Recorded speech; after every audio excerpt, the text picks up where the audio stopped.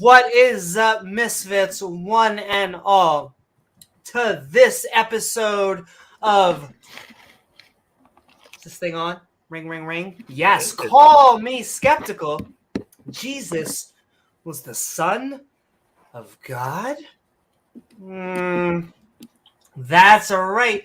Where tonight we are opening up the internet phone lines to see if anyone can help us understand why someone would think. Help us, exactly. Help us help you. You help us back. Jesus was the son of a god? Why would that make sense? So won't you join James W. and myself, Amy Newman, for a good time apparently worth dying for? But not the cats. Getting crucified. Cats have, yes, unlike cats who have 9 lives.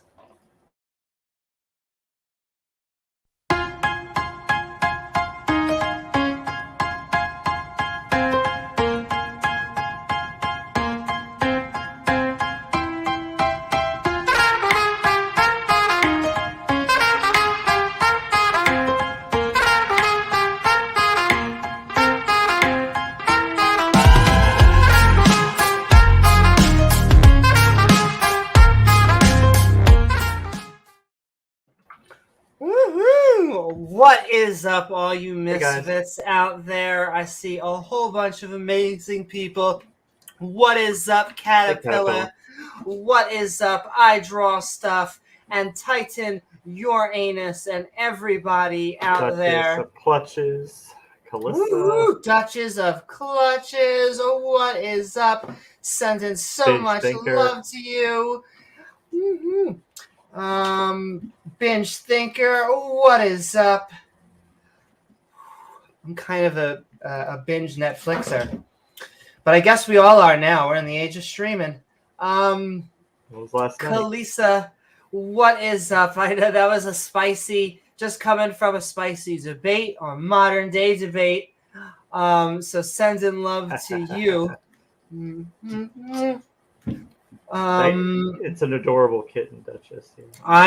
Can I just say this cat has more energy than all of us. I have 2 other cats and a dog, and they all are like worn out, yeah. You know, just but she's so cute. She's rambunctious and fearless. And sending so much love to everyone out there, in fact, on the inner tubes. Please do not forget to like, follow if you're on Twitch, or subscribe on YouTube. Woo-hoo! Do it. Or if you're a cat, alternatively. Because you then gain access to that bell icon, which will send reminders to see our premieres or join our live streams. There's either going to be a premiere or a live stream this Sunday, because I am debating, and I don't normally do political debates, but Banshee from the politics and religion server reached out to me from Discord and was like, hey, you want to debate this person? I think they're on some Discord? Sort of religious conservative, probably on Discord, but knowing this channel will end up either impromptu recording it or either impromptu debate you, or maybe even a debate me brah, and I'll just put it there because it's not impromptu. One of those. Either way, we're going to have a debate Sunday. It's going to be, I guess, a far right. Well, I shouldn't say everyone use straw man. A right conservative Christian, and then my liberal, centrist, globalist ass. On what? Is there a specific topic? You know, I was thinking about that, and it just seems like it's going to be worldview versus worldview. Okay. Just the congruent. Overall. Yes. And, you know, I'll see what happens in all my past political debates. Maybe it's just the nature of who I am. I end up just compromising with a lot of people, are trying to find common ground. I'm starting to understand there are people that it becomes difficult with. We'll see what happens. I had a weirdly positive conversation with Hake. who everyone who has commented from everyone. Now I'm saying, how should I say this? They said it seemed like he was a little bit more restrained. So maybe it wasn't really restraint. Maybe it was just that we were able to connect. And I do not think that's going to happen in this debate, though, because man, you as a tanky, Amy. Well, I just feel like the whole LGBTQ thing, it's just like red fire hot right now, not to gloat a little, but because they can only react like they spent thousands of years basically not metaphorically stoning us to death, but like actually doing so. And now all of a sudden people have kind of caught up and are like, hey, I work with Bob, who became Sarah, and I like Bob, and I still like Sarah, and they're kind of a good coworker. And I mean, who cares? Who cares? Exactly. Right. Why should it bother anybody else how they express their gender? You get that a dozen, 1,000, 100,000 times over, and the political culture starts to not care. Just like biology, yeah. Who gives a shit? Well, can I say, Your Honor, if I said there was someone that came on Randolph Richardson and Taco's fantastic Fortnite stream about convincing us that a God exists, a theist helpline, so to speak. His name was Your Honor, and it was just so weird in a conversation being like, Your Honor, you know what, Your Honor. Alyssa says they love their culture wars. They do love those culture wars. It's funny because they end up losing them in the end almost every single time. But before they lose, they can use them to raise a lot of money. And yes, that's kind of what they use them for, because the people who run the far right movements, like, I don't think they really care one way or another if gay people want to get married, or they're not sitting up in their beds worried death if somebody transitions from male to female or female to male. They use fear to fearmonger and raise money from people who typically low to middle income Christians who are just so like fearmonger, scared about society collapsing and the Antichrist and the world is going to end. Yet it never does. It never does. We just keep moving down, and then eventually they get over it. And like I said before, if you go back 100 years ago, what percentage of churches would be okay with gay marriage? It'd probably be less than 1%. If we went back 20 years ago, how much would it be? Maybe 5 to 10%. Today we're probably approaching 50%. It's trending in the right direction. You can tell what's happening by a lot of the lingo and the language that they use. For example, they like to use the word narrative, mainly because they have to push narratives. In fact, my joke is always, if someone says, please, someone, think of the women and children. Right. Chances are, just check, pad yourself down, make sure you still have your wallet, look in your purse, make sure it's still there. Because these people, spoiler alert, don't care about women or children. So what they do is use those two groups to fearmonger. To go back their God, well, the people who run this movement, their God is money. That's all they care about, money. And they just actually use the Christians, the religious right, as lackeys, as useful idiots that they string along. Sure. There is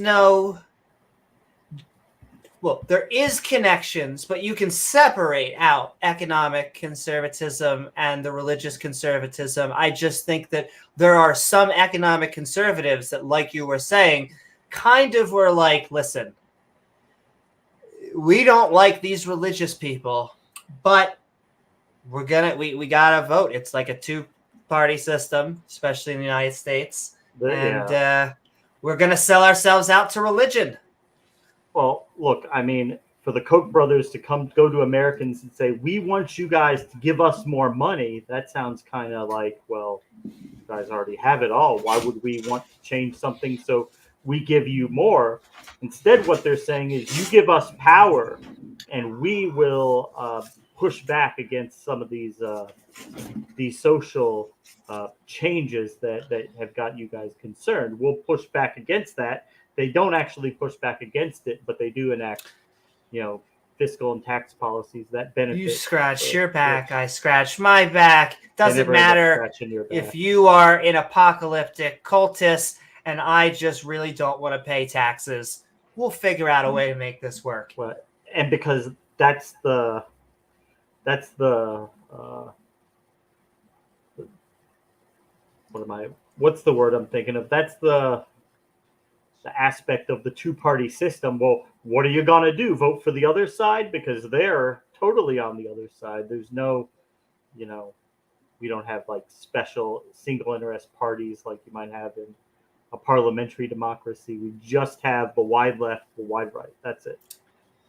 And hey, I am all for compromising, for figuring out how to come together. I think that politics is opinion anyway. I'm starting to be convinced of Titan's all politics are identity politics. I don't know if that makes me like politics less or more. He's just convincing me of that.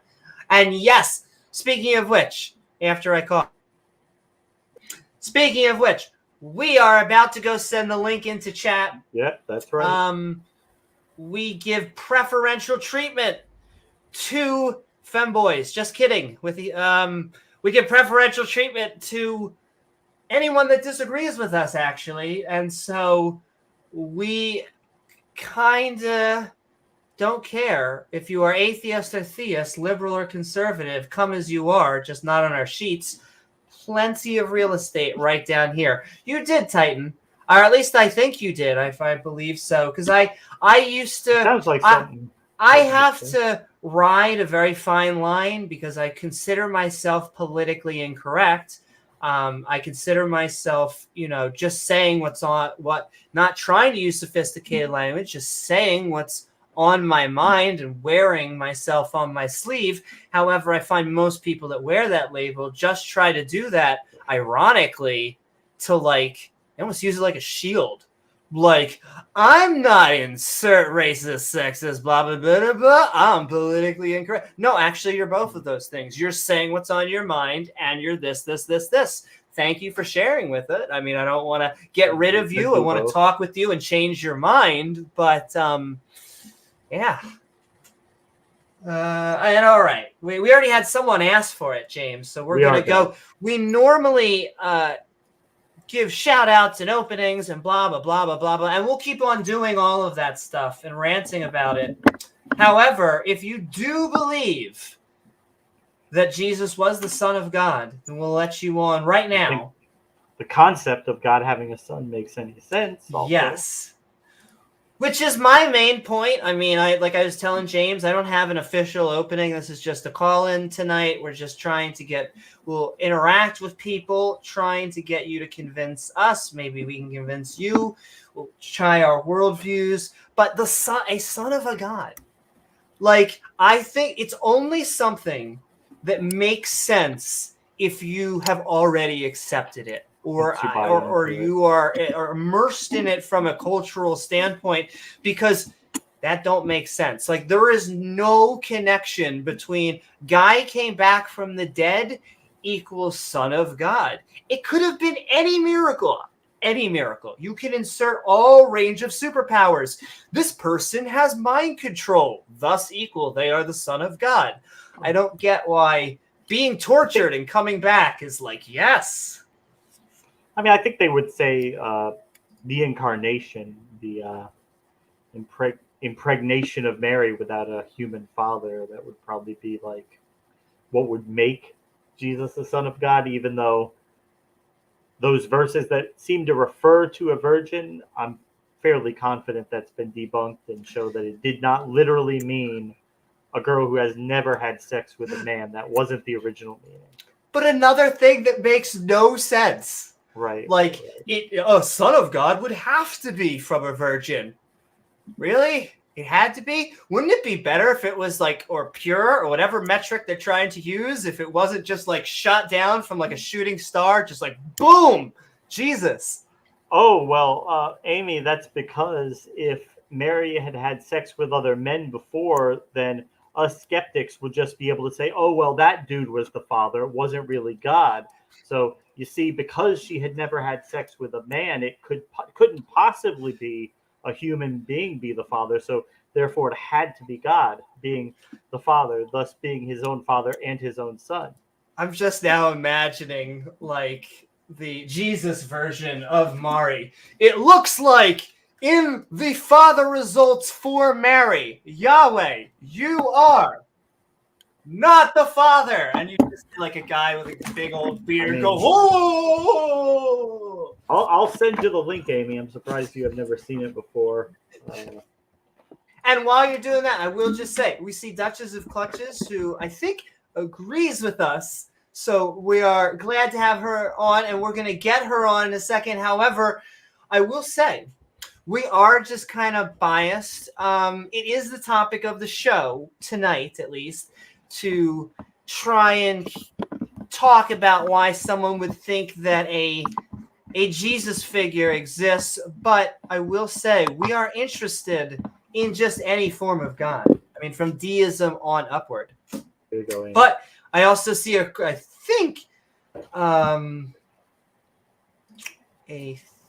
theist. Joseph, you are not the father. Yes. Basically. We could send that basically into chat. Do it. The TOS has taught us, I think, well, but I'm still sending that into chat if you'd like to see the Joseph not being the father.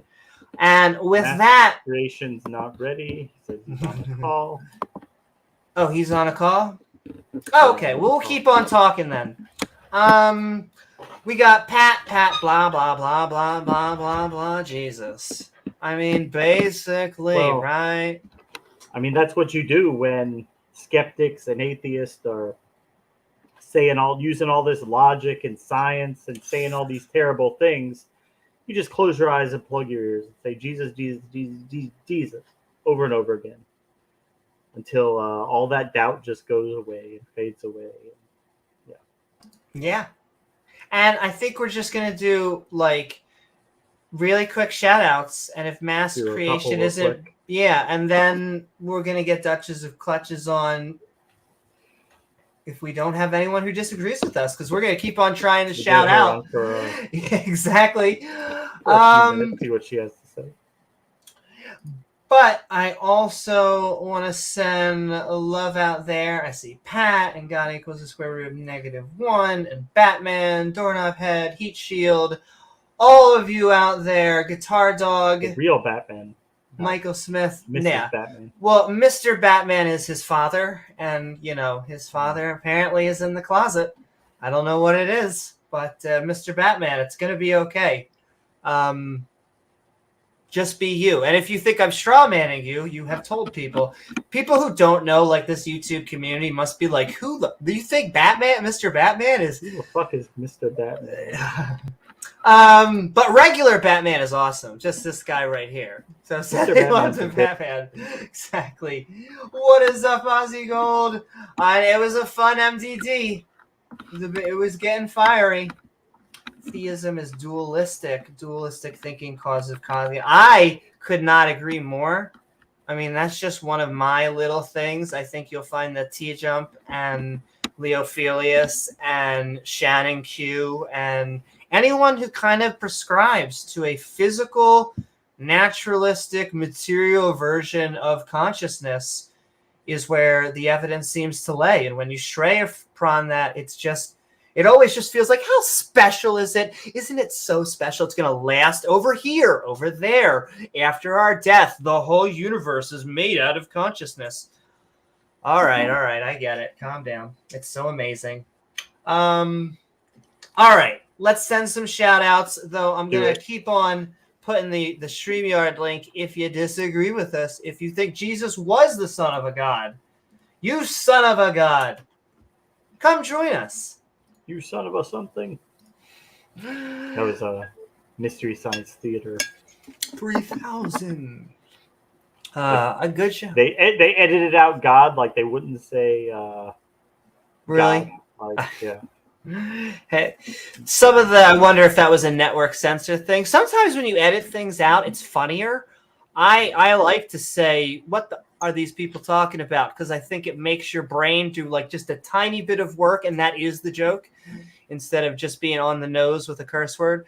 Although I'm okay with curse words, getting down and dirty. Oh my, I think the cat tower is developing consciousness. It's growing. It's true. That is very much true. It's alive. But we're going to send love also to our Patreons at patreon.com/Amy Newman. One of the best ways to help support the channel and make us make even more content.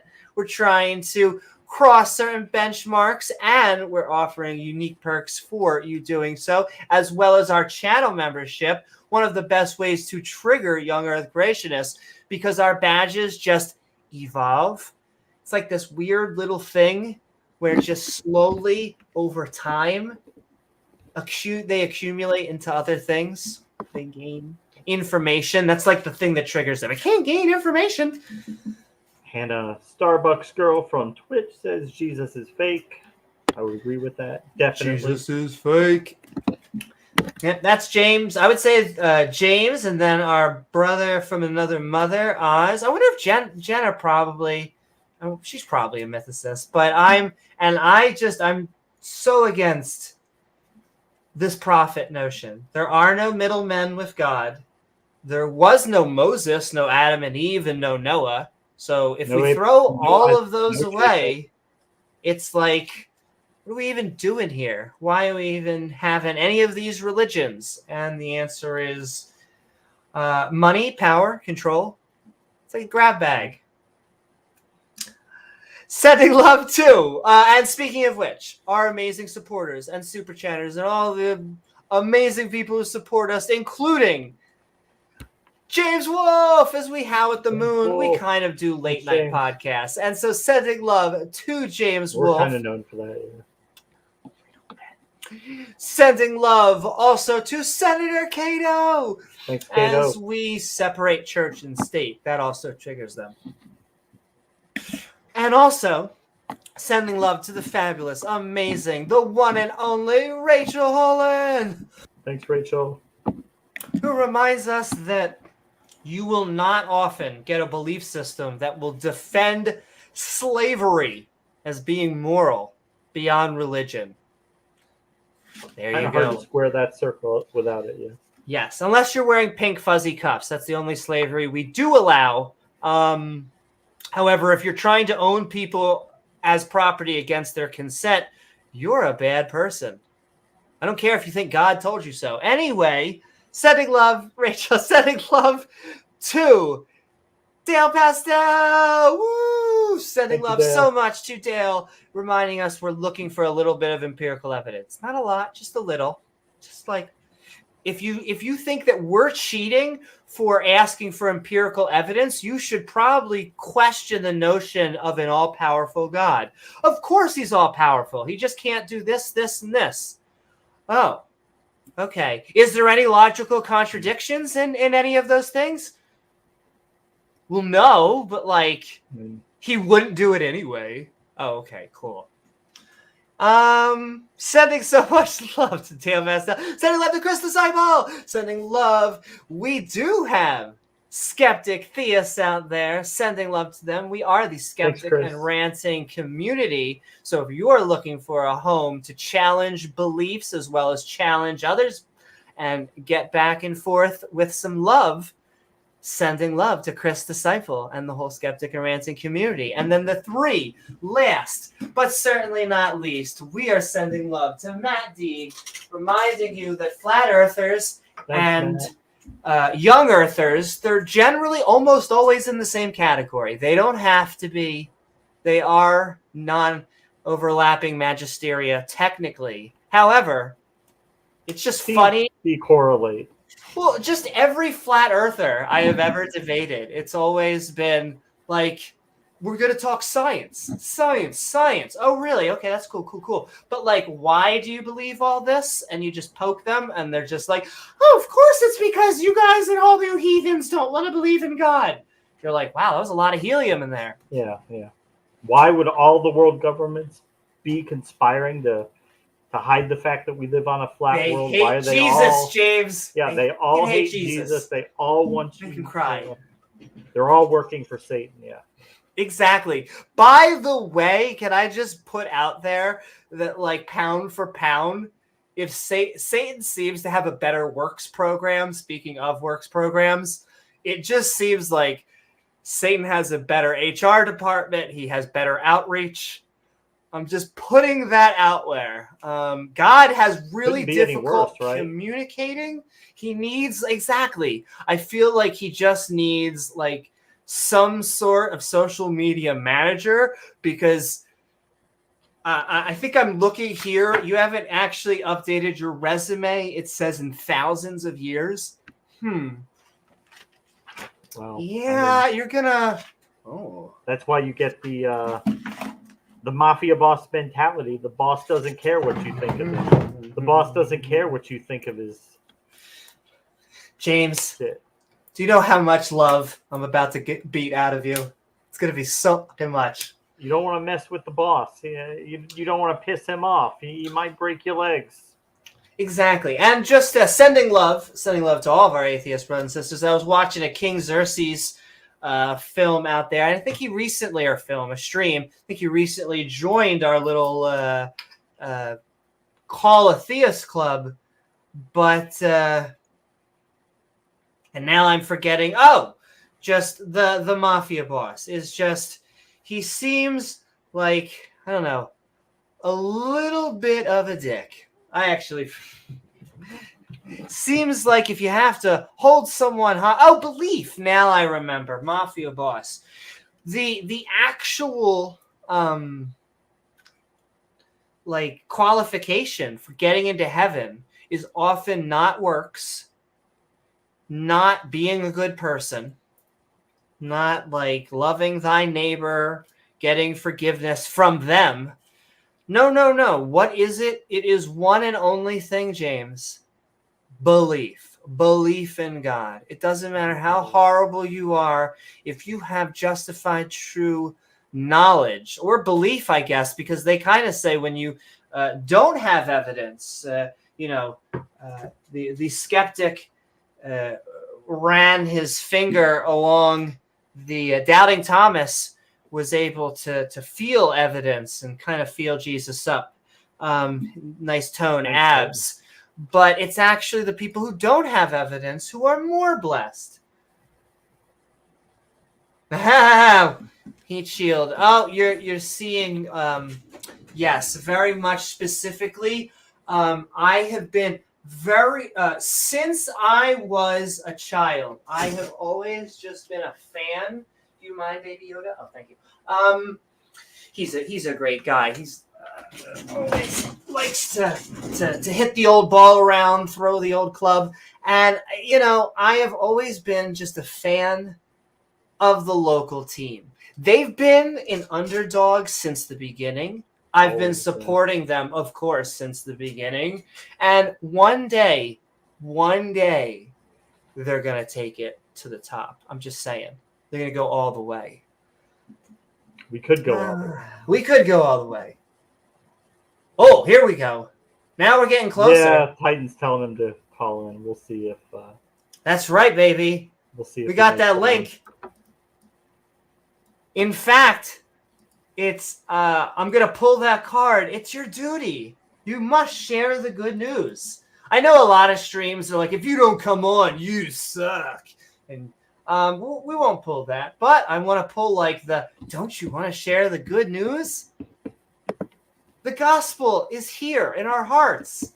There's something else that rhymes with hearts, but if people are eating, Well, eventually you'll be doing that. Digestion. I guess he doesn't want to come on. But. Yes. As you're sending love, I can't tell who that's towards. Hannah, I imagine that's towards me. I am, speaking of LGBTQ, I am a bisexual, transgender, male to female. If that was towards someone else, then maybe I was misreading. But I like answering, putting all my cards on the table. But I will then say, yes. There's a joke there, just like the other James joke. Maybe she was James. Come on, James. You look kind of fabulous right now. I just want to put that out there. So maybe. Just saying. But I think it's cool your mom's a Satanist. Is your mom, now my question is she a theistic or an atheistic Satanist? I think they're both probably cooler, Amy. That's right. I'm a Tyrannosaurus Rex. I'm a Pokemon. I am many things. You could count the number of actual theistic Satanists in the world on one hand. I don't think there are actually very many. Sure. I mean, I'll be honest with you. If you are a theist and you are in the Abrahamic religion, it's almost maltheistic. It's probably the more rational position. But you're right. At that point,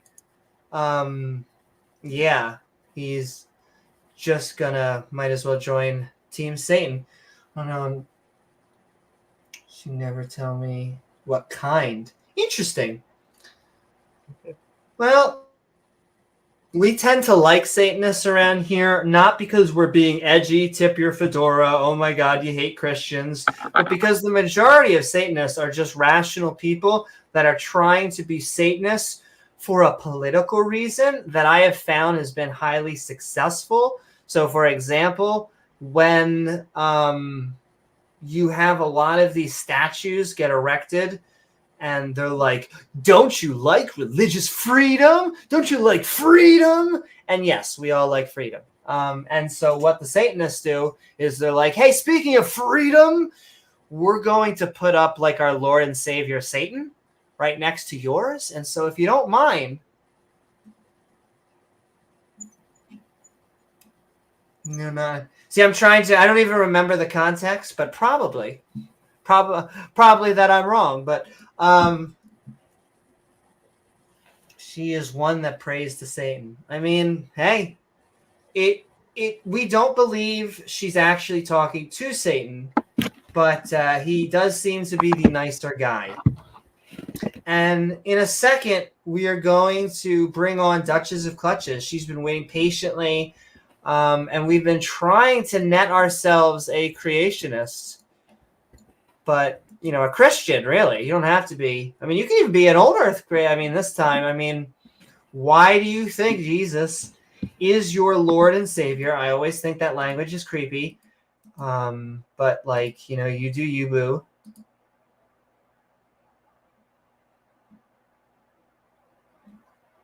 Oh, here come the caps. That's so funny.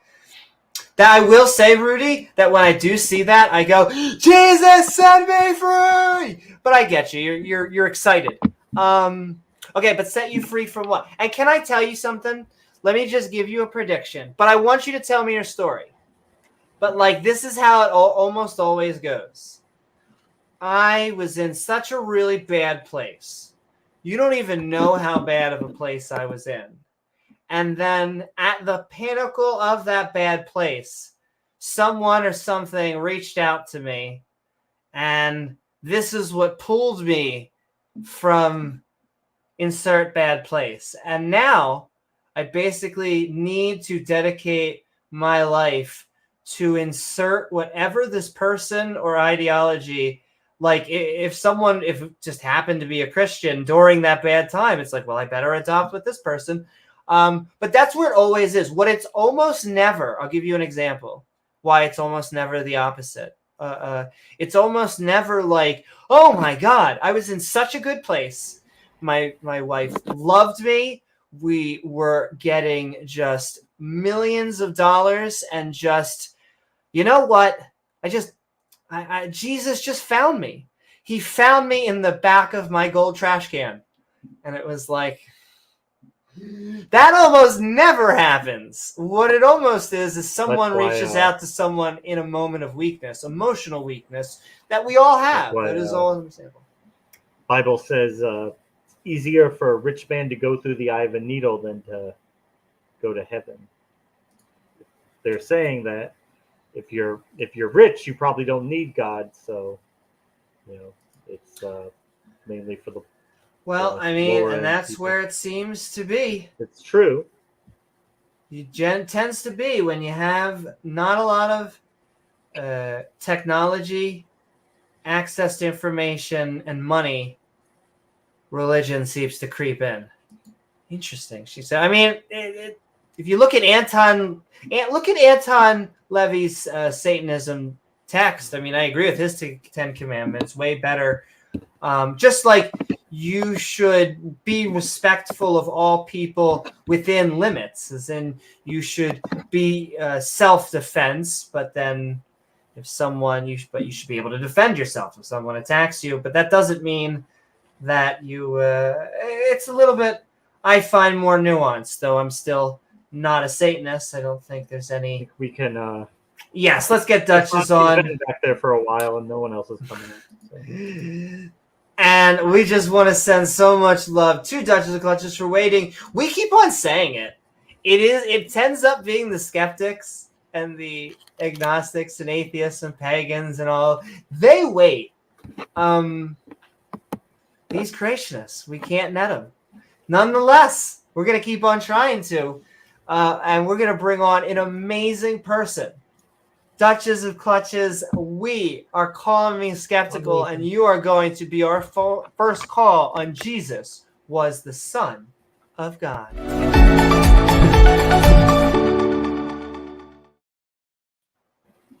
Amy, that's so sweet. Welcome aboard. Thank you. I am a wonderful person. You're looking damn straight. I'm a wonderful person. Hells yeah. And so welcome, Duchess. It is truly wonderful to have you on. And my question to you when we're calling us skeptical tonight, was Jesus the Son of God? Yeah, so I have a couple thoughts. I didn't catch if there was a debate before this with No. No. That's okay. Completely different topic. This is okay. In fact, it's almost like it was like politics, and now I'm like, religion. Oh, the second one. We can talk about exactly. Yep. Yeah, I mean, for some reason, I feel like Christians are obsessed with this kind of man-made image sort of thing that, to me, I think it's just another form of idolatry that's left over kind of from their pagan years. I think it's something where it's just a God in the form of something else. And in this case, the Christians say it's God in the form of his human son. But my thought on it is having a son is such a human thing to do.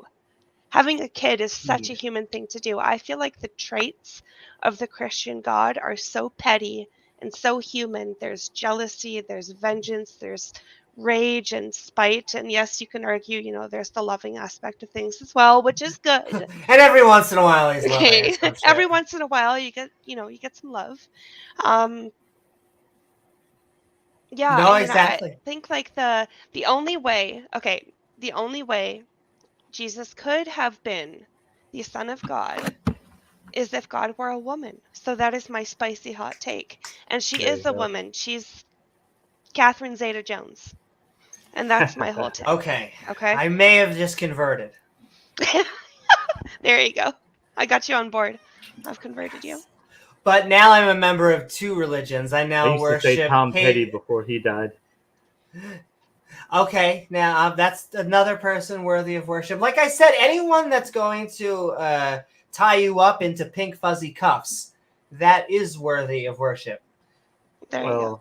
She makes a lot of good points, and it's in the Old Testament when this religion started. It started out with the acknowledgement that there were other gods, and so other gods have these flaws. They're not omnipotent. They're not all-knowing or all-powerful. They're just a pantheon of gods. So, yeah, it wasn't surprising that the original Christian God had things like jealousy and like he doesn't know everything. He's not all-powerful. He can't do absolutely anything. he can't be everywhere and do everything, but he is pretty powerful. And he wants you to know that he is more powerful than those other gods, because those other gods suck. You better not be worshiping them, or I'll kill you, because I'm better than they are. And, eventually... My God has the biggest... Exactly. He couldn't compete with the other gods because Israel kept getting defeated by other nations that have other gods.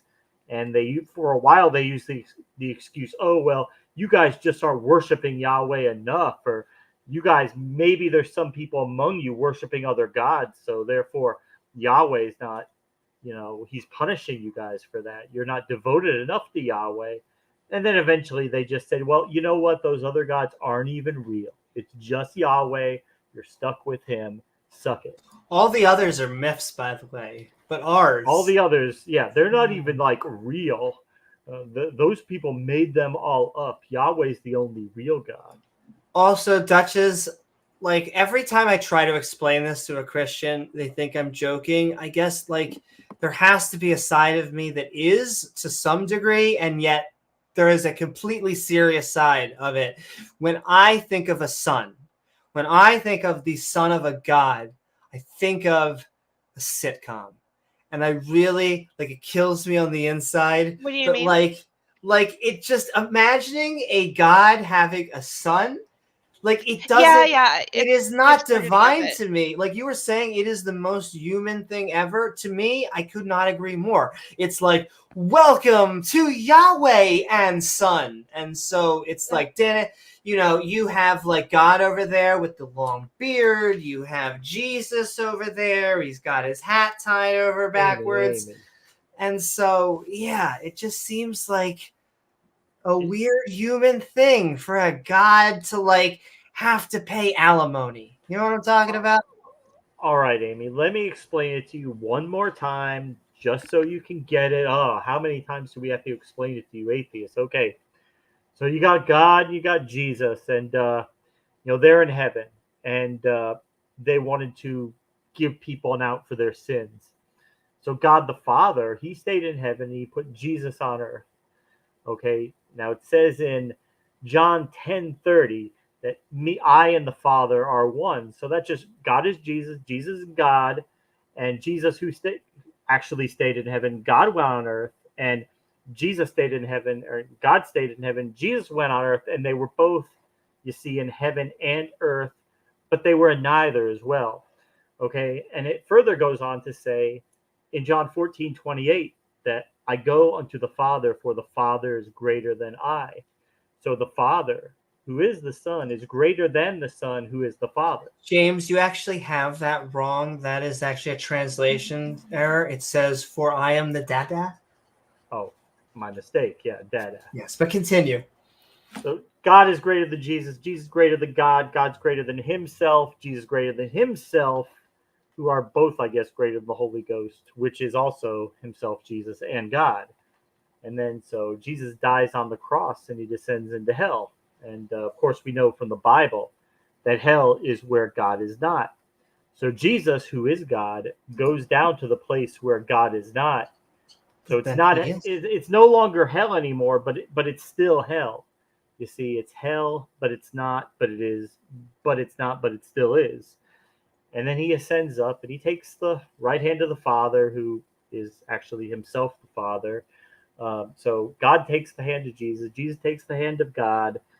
God takes the hand of himself. Jesus takes his own hand. He takes the hand of the Holy Ghost. Oh, I know where this is going, James. So these are three separate, distinct entities next to each other. Okay, but they are, but they're not. Okay, but they are. So there you go. James, what doesn't make sense? What doesn't make sense? I don't know how much simpler we can make it for you guys. I couldn't follow, I have to admit.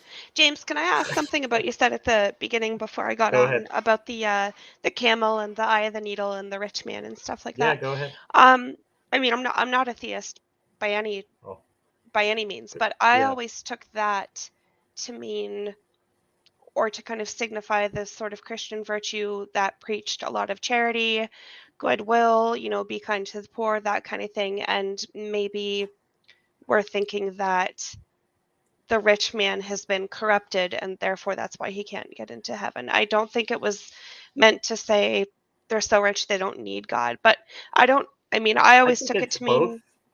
I think you could apply it both ways. But... Yeah, it's just two different interpretations, right? Like it is a very old book, so. It could mean both. Both can be true. Yeah, it's certainly, and Pat has said this before. Pat Lowinger, who's a archaeologist, and he has a degree in history, and he said before that probably the one thing that would surprise early Christians the most, like if you took Christians from the first century and just dropped them here today, like the thing that they would be surprised most about is how they Christians, they don't live communally. They like own their own property. They they don't sell everything and give it to the poor and join the church or whatever. They don't do that anymore, and that was very different from how they did it then. It's not what Jesus said. Also, I'm not the first to say this. I think it's a comedian trope at this point. But like, if Jesus were to come back and see a bunch of people wearing crosses, I think he'd freak out. He'd be like, "What? That was the thing that killed me. Like, why would you?" Yeah. And they were they were torturing people, the whole state, right? Like wearing bullets on Martin Luther King Day. Yes. Right? I feel like if Jesus were to come back, the first ones that he would have a reckoning with would be the American evangelicals, because they are just a different kind of breed. I don't understand it. They seem very silly to me, but they have a lot of, I think, political power. The reason, and please, James or Pat, tell me if I am wrong, or someone, is one of the reasons why Jesus is rising and he is over 9,000.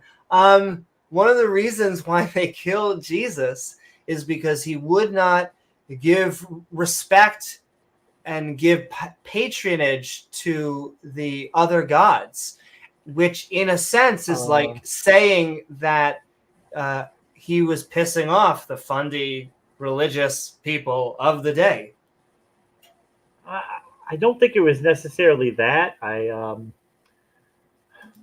I do know, or at least the story goes is that he would not. They told him give either.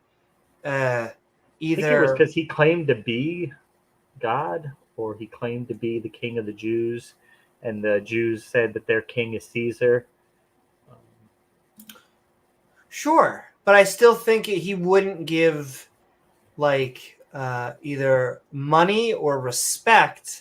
He wouldn't honor the old gods. Well, because he's saying the claim that you were just giving. That was something that the Roman state used against early Christians during the persecutions at times. Was they would require all citizens to make offerings to the gods, and most of them, the people, it was no big deal because they were pagan. So okay, there's multiple gods, they don't care. But the Christians then came along, and then that's a problem because they don't believe in the other gods. And so you did have a lot of Christians. At the time, the Christians were the minority. I guess they were. Me, it's an actual form of irony. I always try and piece out coincidences and irony. It would be an actual irony because it would go from he was this hippie at the time because he actually had these passages that say, "I'm coming to bring the sword" and all such, but a hippie for the time, and then now he is loved by these nationalistic, traditionalist, whatever the frig. Not only that, but I find that the further right. So here is I've said this before. It's the race scale for Jesus. So like how right wing you are, the less white Jesus becomes, or the less white Jews become, and it works kind of the inverse if you go far left. And so it's also one of my things of why I think race is a bullshit concept. Why I think ethnicity does exist. I'm not saying you can just change your race, because if I don't think it exists, that would mean that you can't change it. and I'll go as spicy as possible. We'll see if we can not nod anybody off, and I'll hand it right back over to you, Duchess. But I keep on pointing out that race, even though race doesn't exist, because it is a social, at least biologically, and because it is a social construct, and we not only do we put labels on ourselves, but we label other people, it means that racism does exist, and that we should try and cut down on it, and to once again use the D word. Racism is degenerate. It actually degrades our society, makes it worse, makes it harder for us to work together as a group of people, as humans.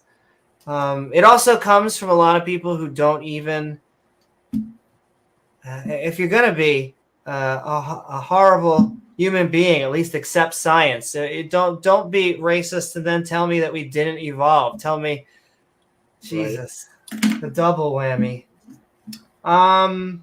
Yeah, we're going. Yeah, right back over you, Touches. We can keep on, but I'll keep on putting it on. If you disagree with us, come tell us. But right back over you, Duchess. We're ranting. Any thoughts on that? I mean, not that in particular. I really didn't have a whole lot to say, so I might be kind of taking up space here, but not at all. Oh no, you're good. And I also I feel bad. Don't feel like, even though we keep on fishing for these creationists, that we don't appreciate and love you coming on here and being with us, because this is the Skeptic and Ranting community. This is your home. I want everyone to feel that way. And so yeah. Something you guys were talking about at the beginning as well, mentioning, people being in a really bad place, and that's kind of how they come to Christ or come to religion or whatever, or get saved. For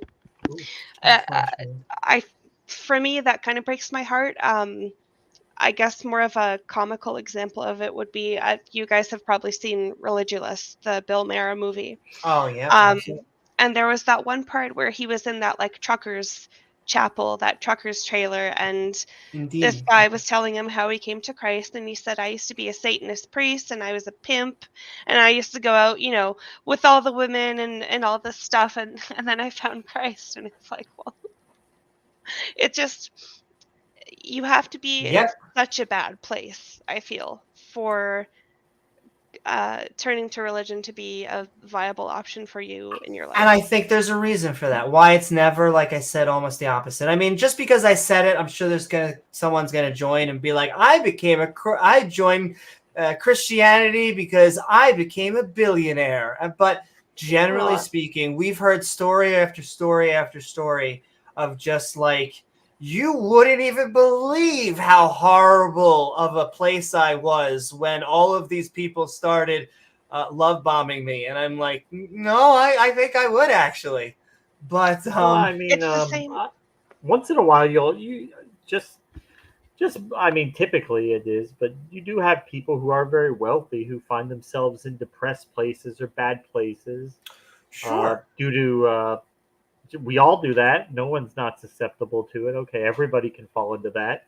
You have that aspect. You have the aspect of mental illness. We've seen it recently. Celebrities, they go into they get into this religious fix, and and you could also see that degradation. It wasn't a surprise degradation when someone goes into this really gospelish music, and then they go from one form of religion to kind of an extreme form, and then you realize they have really extremist views. You're like, yeah, that was the progression we saw. Austrian guy with the mustache was misunderstood. Mustache man, yeah. Right. I mean, we got mass creation back. I don't know if he's ready. And mass creation. Are you ready, tell us if you are ready. I'm going to keep on saying that I don't understand why Jesus would be a son of a god. The other thing I will say is that they have this really weird dichotomy where the more horrible something is, the more that it seems beautiful to them. This is what it seems with, to me, they're always like, you don't even understand how beautiful his sacrifice is. And we could get into, it wasn't an actual sacrifice. It was like a 3-day, it was a bad 3-day vacation. And they reigned forever in heaven. But, because people have died much worse deaths than crucifixion. Much worse deaths. Which is a horrible, torturous way to die. It's not humane by any stretch of the imagination, but there are a lot of people who have endured much worse. So it's a nice story, though. Well, and I mean, the metaphorical Christians, like, I always say, when you can, like, I hate to say whitewash it, Sunday school it, when you can make it so, bubble wrap it in such a way, it's presented, it's then beautiful and loving, and they're like, it has family and sacrifice and stuff. The weird thing is that, like, when we normally mean sacrifice, we mean that in a metaphorical sense. We don't mean like, all right, Fred, time to hop up on the fucking barbecue, or the nails, time to nail yourself. Like, it's not. It doesn't. It's a compelling aspect for a story. Like, it happens in the movies all the time, where the hero, he's got to die so that he can save everybody else, or so that like Bruce Willis at the end of Armageddon, he's got to be the one to detonate the bomb and save the world. You know? Oh, spoiler alert! Yeah, spoiler alert. I think everybody's seen that movie. But and so mythic structure designates that you need to have both a darkest time in your soul. That's what they call I'm paraphrasing, but that's kind of what the title's called. And then a resurrection, and then a kind of a mastery of both worlds. And this happens over and over and over and over and over. And I'm fine with, I mean, soldiers literally sacrifice themselves for us often. It's that there's just no connection between killing a guy and undoing someone's bad deeds. It is blood magic. Are you ready to go? Mass creation? I think he says he's I think he said he was ready. Okay. Yeah, he's good. And with that, Duchess of Clutches, I want to ask you if you have any final thoughts. We have been calling us skeptical on was Jesus the Son of God. That's right. And what's my thoughts? I do not. Yeah, thanks for having me on. Thanks so much. Thank you so very much, Duchess. And all right, with that, we are going to get mass creation broadcasts. Sounds like our kind of guy, James. Thank you so very much, Duchess. It is lovely having you on and being part of our community. Hang on, I don't know how this works. Do I take off? It is what I was about to. I was going to, if people don't, but you're good. You're good.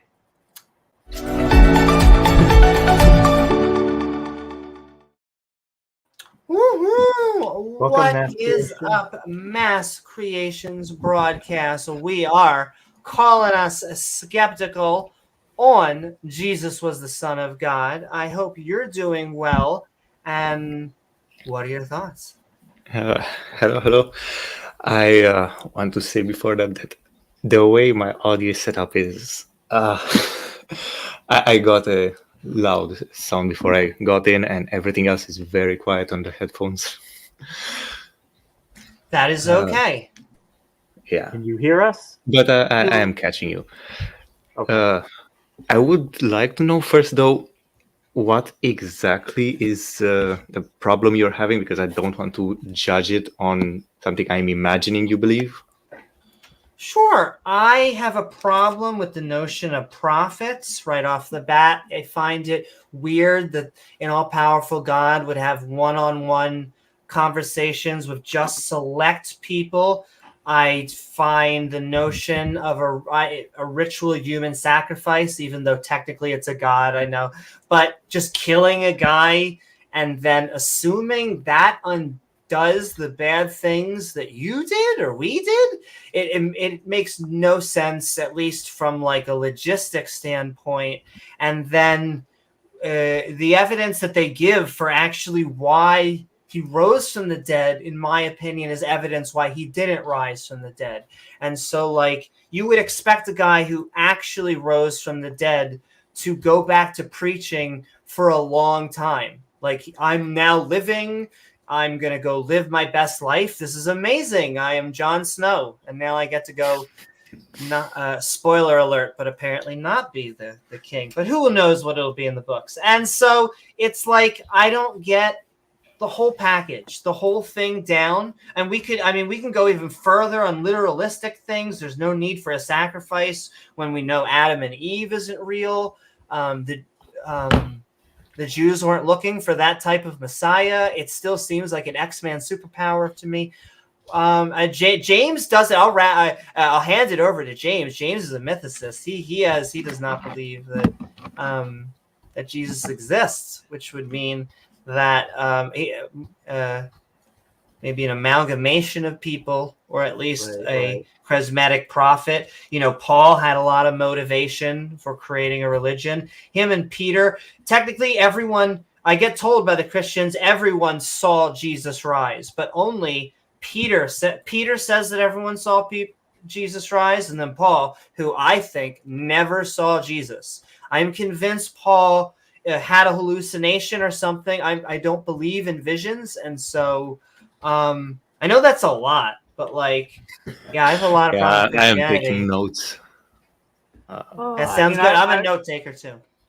I would say the Old Testament certainly doesn't clearly say that God's going to have a son. I mean, the attempts to try to squeeze a Trinity out of the Old Testament really seem really like a stretch. They're really grasping for straws at that. And like Amy was saying, I mean, I think there were some people among the Jewish community who were looking for that kind of Messiah, but it definitely wasn't a majority. It wasn't clear from the text of the Old Testament. There were different ideas about what a Messiah would be, what it would look like, and it just wasn't clear. I think he also fit it better before he died. Like, he was this charismatic young preacher going out saying, go the state and all this stuff. But like, so me thinking he was a creation of the gospel writers more than anything else.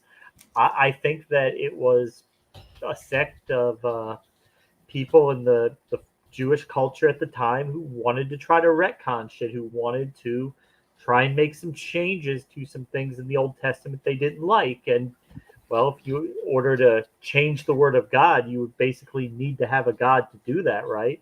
Who could retcon the Old Testament and put a softer interpretation. It would have to be God himself to come back and tell us, oh, by the way, these horrible things in the Old Testament you're misinterpreting.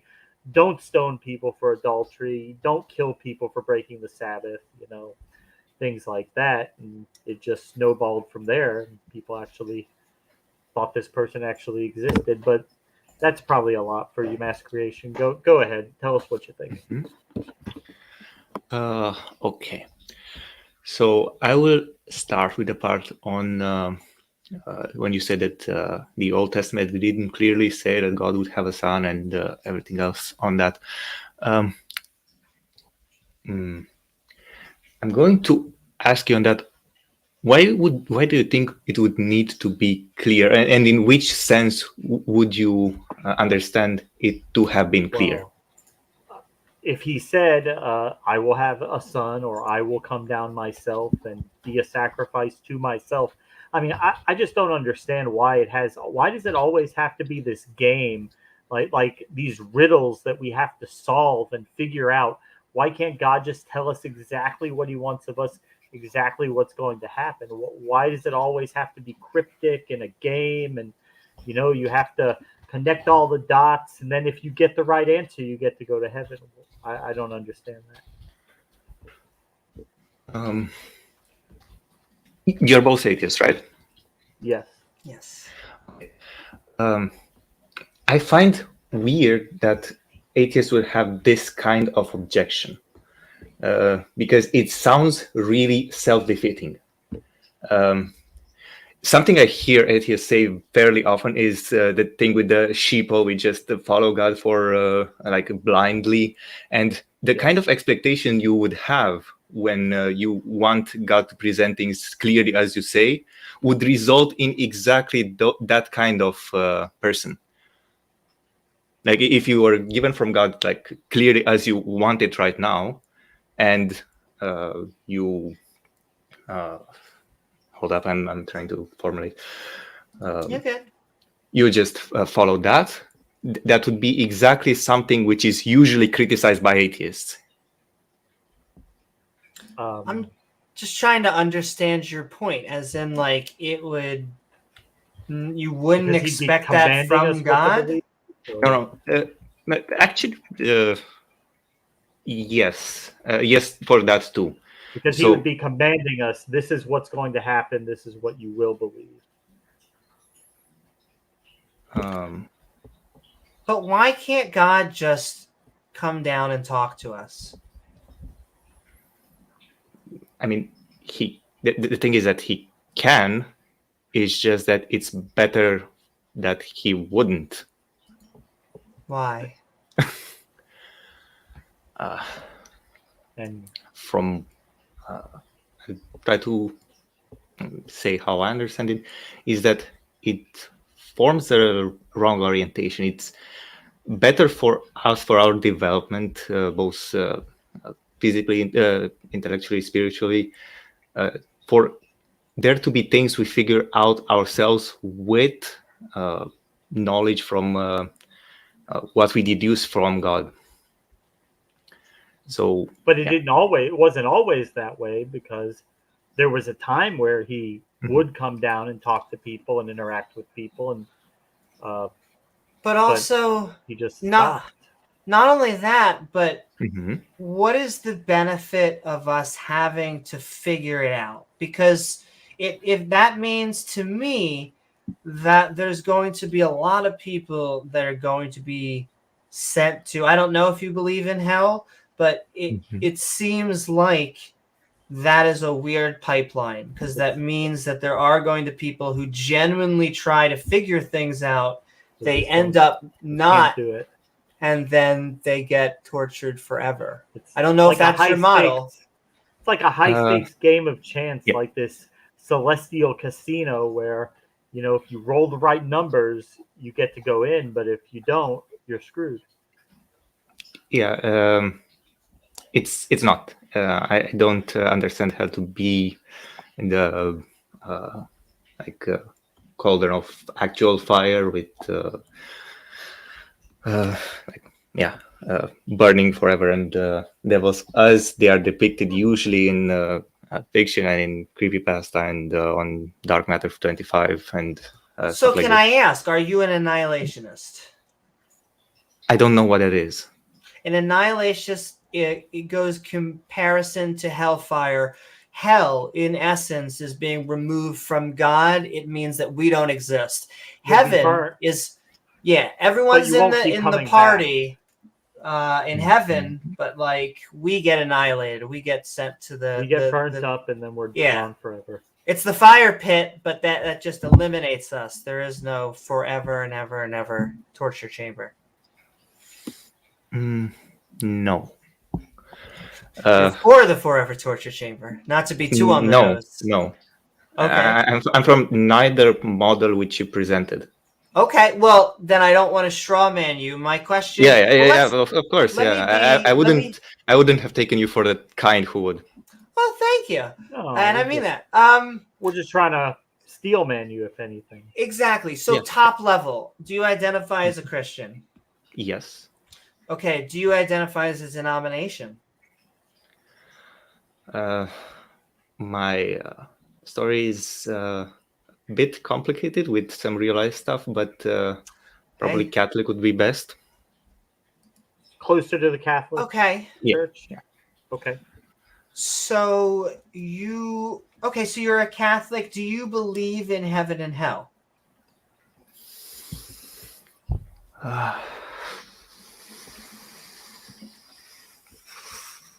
You don't have going to go with yes, but at the same time,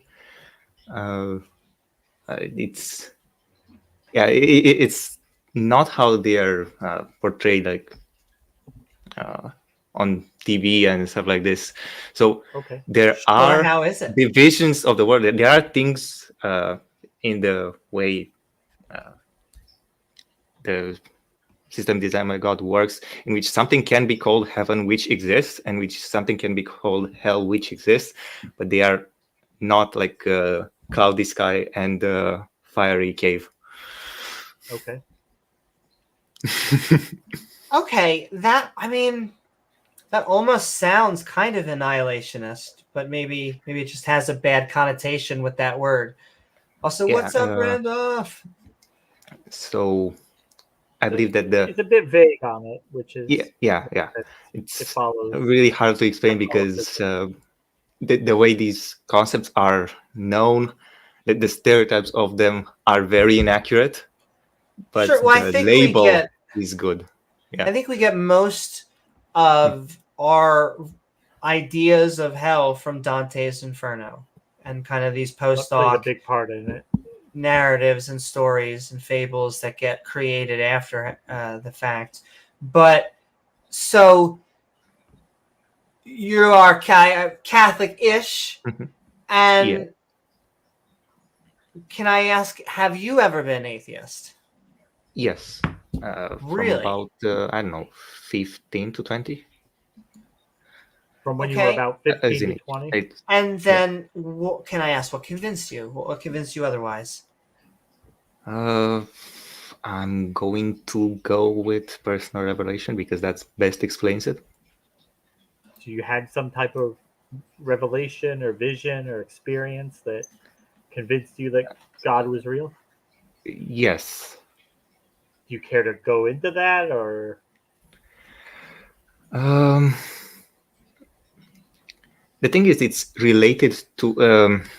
I was trying to understand as much as possible in various interpretations, and at some point, it clicked in a way in which I was. What I was experiencing was practically connecting the notions I had, and I gained a few nuance. And nuance is just that it wouldn't mean all that much for anyone who isn't me. So I'm sorry that this is the way I explain it. It's just I can't really otherwise. No, can I tell you, that's a common occurrence, at least for a lot of theistic stories. Seems like you couldn't wrap your head around it, but then it clicked and you understood it, and you were able to make it work mentally. Is that maybe? Yes. Okay. But can we then pry further? What was that event, if you don't mind sharing? Or if it's many events? And if it is many, does one stand out? It was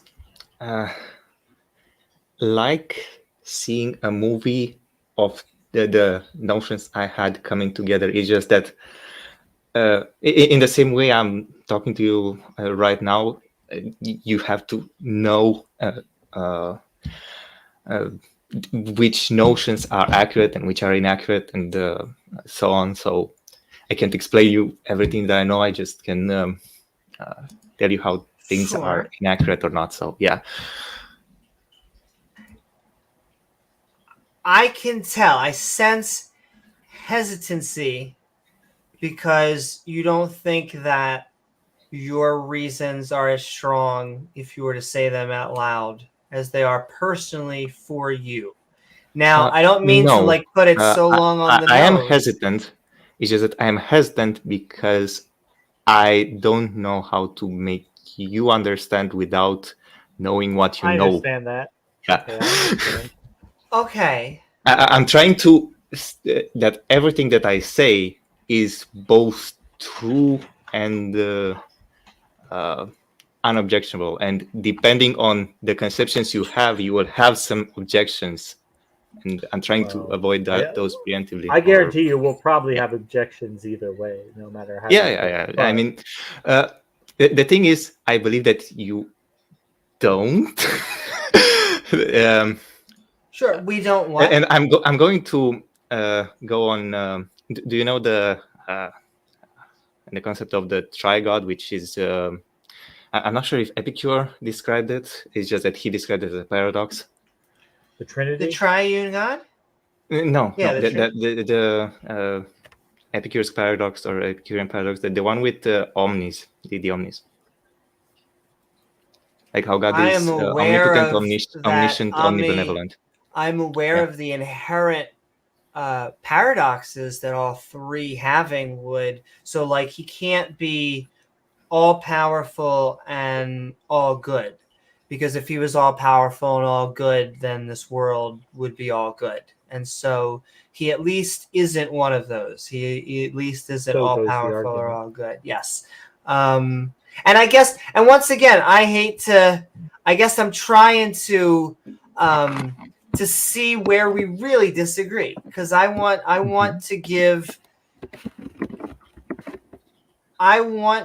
worldviews to be able to be shared. But then if you have something that I don't know, I want to know it.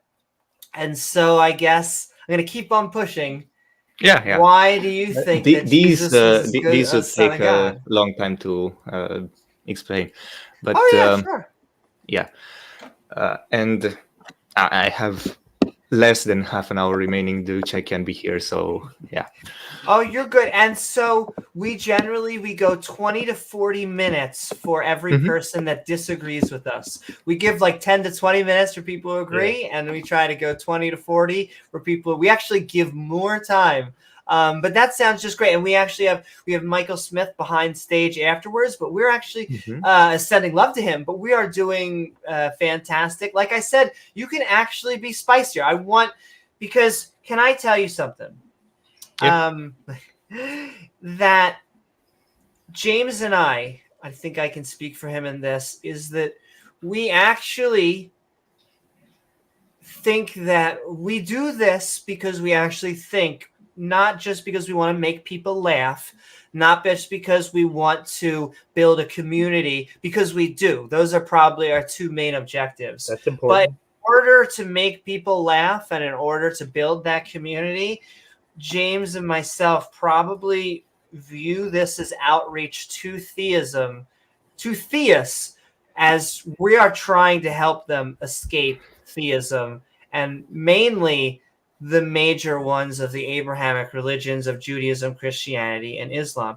And I know that a lot of the Orthodox, evangelical, Dawaistic people out there will be like, but wait, that's what we're trying to do. Yeah. You're just rejecting. You're just being like us. And it's like, well, we are kind of using that model. That's true. But we actually think that, well, I guess we all think we're right. And I would say that we really do want to try and convince you as much as we want to convince the audience. And we do. And someone who may be listening and is on the fence, I want you to be on team atheist. And so team reality. Yeah. I guess my next question in all of that is there something? It may be something so great that but is there anything that would convince you otherwise? Considering that I have been convinced once to this side, I'm going to go no. Now, let me say, and that's an interesting question, and you say it with like no malice in like your response, but what if I were to tell you that nothing could convince my mind that God were true? Would you think that I was having an open mind? Well, that's definitionally not open-minded. I mean, I'm not. I feel like I didn't even mean to lay a trap. Like so let's just say, do you think that a theist who is not open to changing their mind is being open-minded? Well, it's not that I'm not open to changing my mind. I'm not open to changing my mind about the existence of God, but I'm open to changing my mind about everything my else, understanding of other things related to both religion and atheism. So I'm going to go with that. But okay. And I hate to be the brat who just goes, why, Yeah, why? But what is it about that belief that is so fundamental that you can question everything else, but you won't question that? It's not that I won't question it. It's just that you'd never be willing every to consider. Answer would still lead to, but it's still real. So even if it doesn't make any sense, if something is real, then let's see. Like even if we showed how it didn't make any sense and it was just crazy back and front, up to down, you would just still think it's real in spite of all that.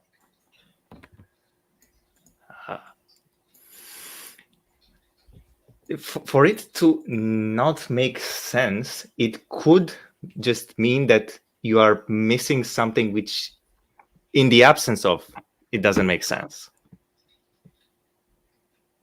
I mean, or on the contrary, you can have an additional assumption which muddles things up so much that they don't make sense anymore. So, but can I just reframe, Jane? I'm just going to hand it right back to you. Let me reframe. What is it about the God claim that makes it? Because it would seem to me that something 100% would be like Jesus in my bedroom, like slapping me back and forth, like with his physical physicality would add so much weight. But it's confusing to me, like. What about this creation claim? What about the God or the Jesus or anything about it makes it you're 100% can't ever change my mind? Or can you? Or because I don't want to ever say you can't change your mind, and then you say, yeah. Hold up. I was thinking of an example to explain it right now. Yeah. So I need to, Peter. The thing is, my goal in my own understanding is not to find it convincing, but to understand how it works. So, for example, if God has the ability to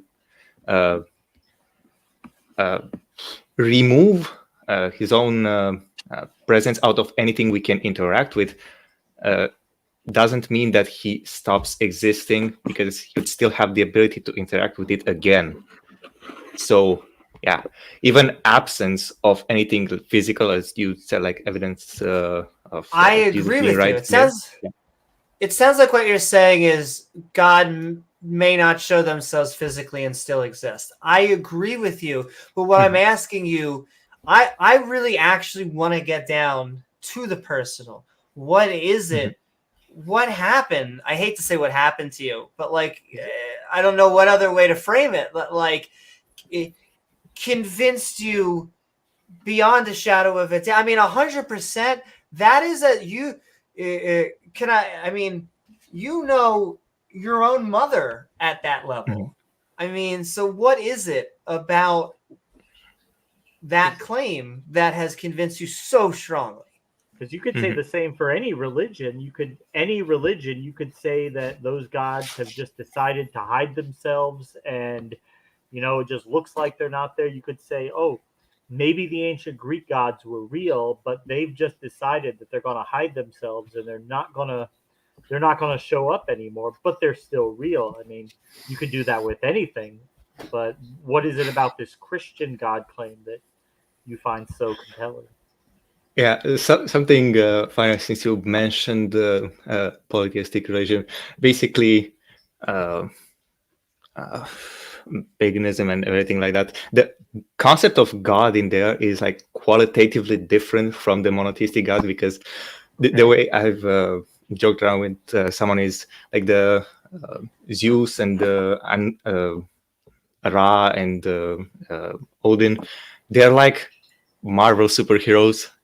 And so you don't like their concepts of God. You prefer your Abrahamic omnipotent God, but what if reality doesn't care what you like. What if that's just the way it is? They were real. But I cannot help but like see Jesus exactly like the superhero god. Like he is wikiable, just like any other superhero in the Marvel or DC universe. Like Jesus, 30-something, from Judea. What powers does he have? Able to make fish, able to make loaves, able to walk on water.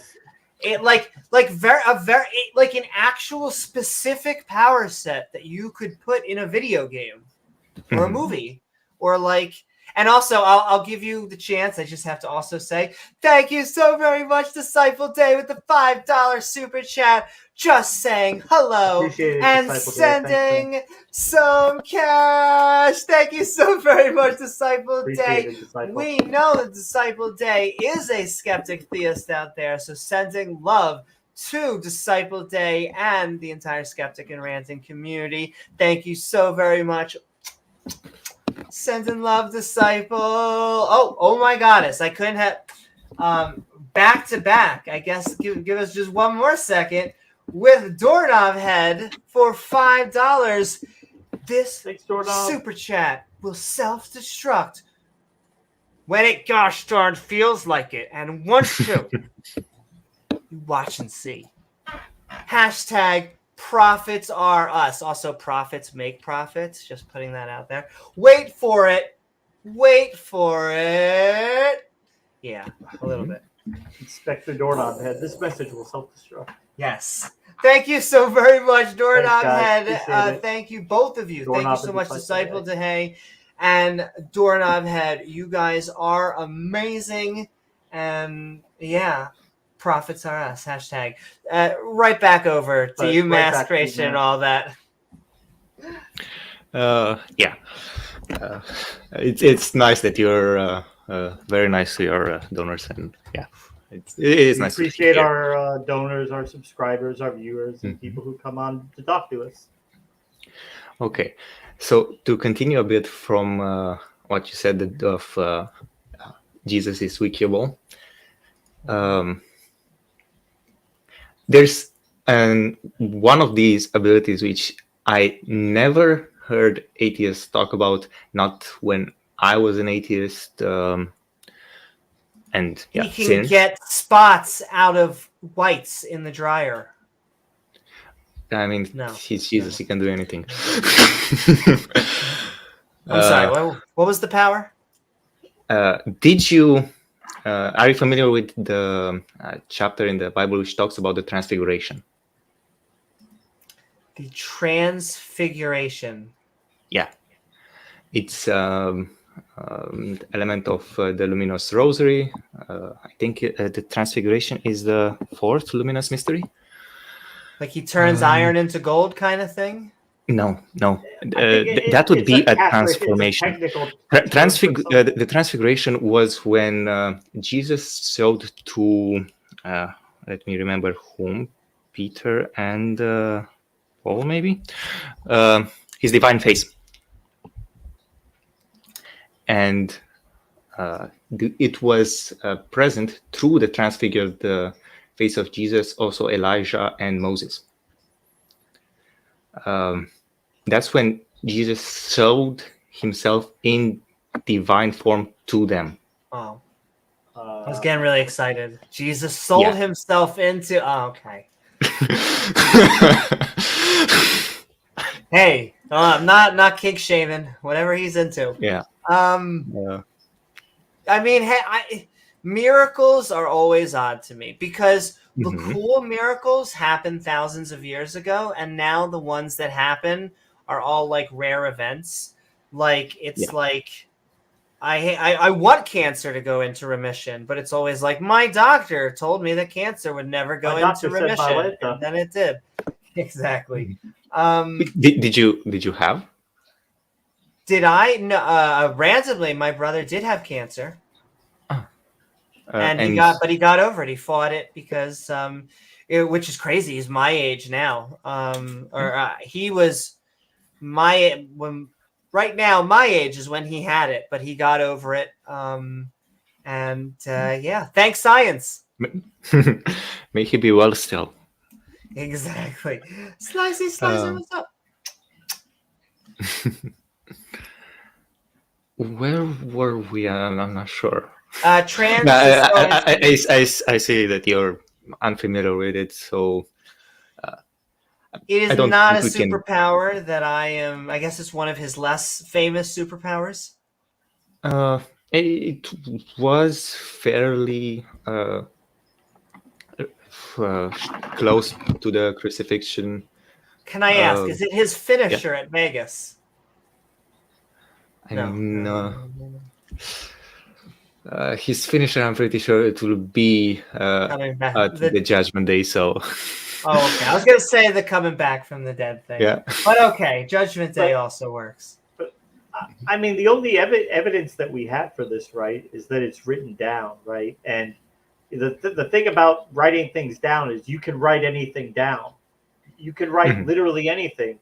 You can write Jesus came down and cast fireballs, and he shrunk the planet Jupiter down and he threw it at somebody, or he rode on a pink unicorn juggling elephants. You can write anything down. It's not,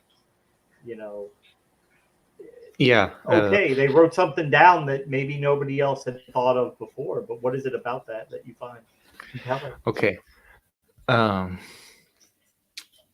As I said, from my perspective, it's not that it needs to be convincing, but I will go on a little. So, God being omniscient, he decided that. No, hold up. God being omnibenevolent, he decided that it's best to give us a record of his word. God being omniscient, and as we all know, the Bible is not infinite. It doesn't contain everything that God either is or everything about the creation. It doesn't. It's a series of parables and descriptions which make sense. Sometimes purely physically, sometimes they have spiritual implications. Hold up. Don't mind. We yeah. sometimes have guests via soundboard, but do it. Help me out with the omnibenevolent, because I always joke like God. He's not all good. He's not maximally good. He's not even very good or good. To me, when I look at the God of the Bible, he is a bad dude. And like it to me, it has to take work, a lot of rubbing, and a lot of Vaseline on the camera lens to make that guy look good. And so, and when she says bad dude, she's talking corn pop level bad dude. This guy, you did not want to run into this guy at your pool. Just to say. So what makes him omnibenevolent? The way I can approach this is from a different angle. So it's not that we need to see what God did and thus conclude from our perspective if he measures up to what we consider good. I'm going to put you second from an outside perspective, so not that of God, not not that of us in the physical world, but from someone observing God as he creates the physical world. So we are, this is kind of tautological, but we are the kinds of beings we are, and God created us. I agree. God with the knew first that part, we have a certain set of needs, and it needed to be interacted with us in a certain way. So the physical world, to interact best with us, God decided that the best thing to do is introduce something in the world which we call evil. It's yeah. But something come on. which Can I just pause you for 1 second? We're talking about why God is the most good, and you make a sentence like, and then he's like, let's introduce. The thing is that Yeah. God's omnibenevolence is a priori arrived. It's just that for something to be called God, it needs to be something which is all good. So when you ask why is God all good, the answer is because you're talking about God. I disagree. Because he says so. I find that when theists nowadays do that, they're like, fuck all the theists that came before us. We're the real theists. Because for thousands of years, it was all the lower G gods, none of the higher G gods, these big omni-creating type of guy. It was like gods who had sex with other gods, and sometimes humans and all this other stuff. And then it's become that now the monotheists are in charge, and they're basically like, yeah, we're the real theists, and all those other theists, they're like, not even gods. Odin, Thor, they can go lightning bolt themselves. And so, to swing it back around, because you used the word "figure it out" and added evil. I did. Like, yes, I'll give you the context of figuring out, because I was asking why God doesn't just come down and like talk to us, and you said that because we kind of had to figure it out. Okay, wrap this trinity with me, okay? Okay. Omnibenevolent, the most good. Yeah. Added evil and wants you to figure it out. Yeah. So do you see like a? Yes, this isn't a contradiction because we are not God.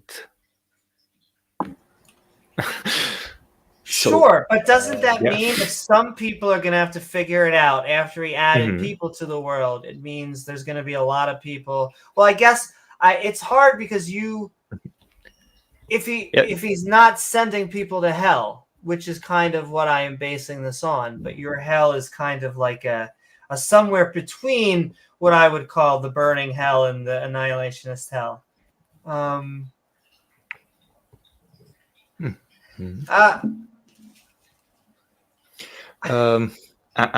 going to need to expand a bit on that. So sure. So I believe that at some point we die, and is the judgment call on it, like see how we're done. If someone is sent to the region which is called hell, it would be the most distant in a way from the influence of God. So and from there, I believe there is the process of purification in which you're taken from the amount of different distance you have from God. So we are closer to God right now than hell is. So it will take you a long time to figure out exactly how that makes sense. Do you believe in a Satan? In a what? In a Satan. A deceiver, the Jewish thing. I don't know.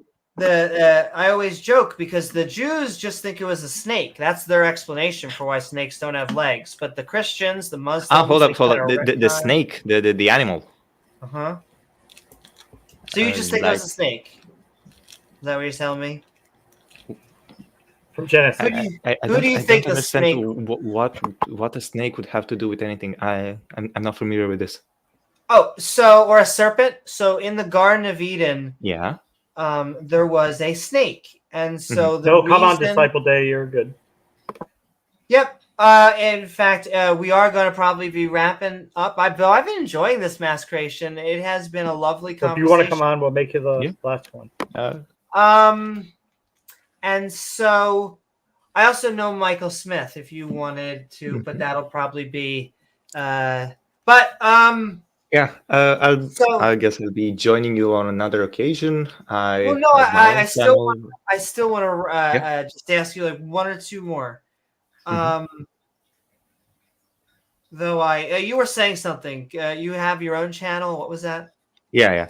But I will start streaming. I don't know, sometime in February, and have my own guests on and to make videos at some point.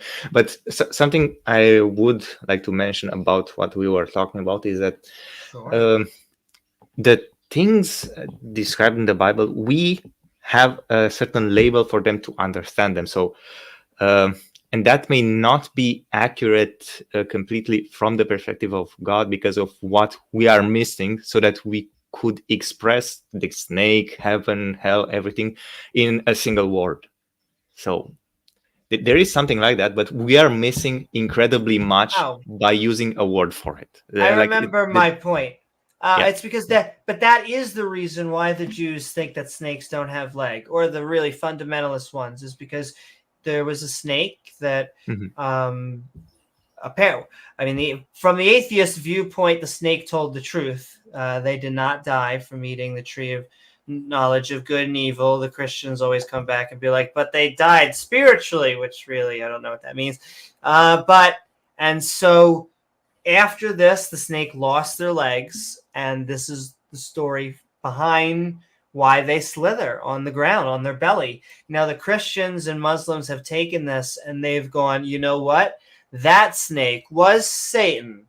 And so this is how you get the start of why you need at least the fall.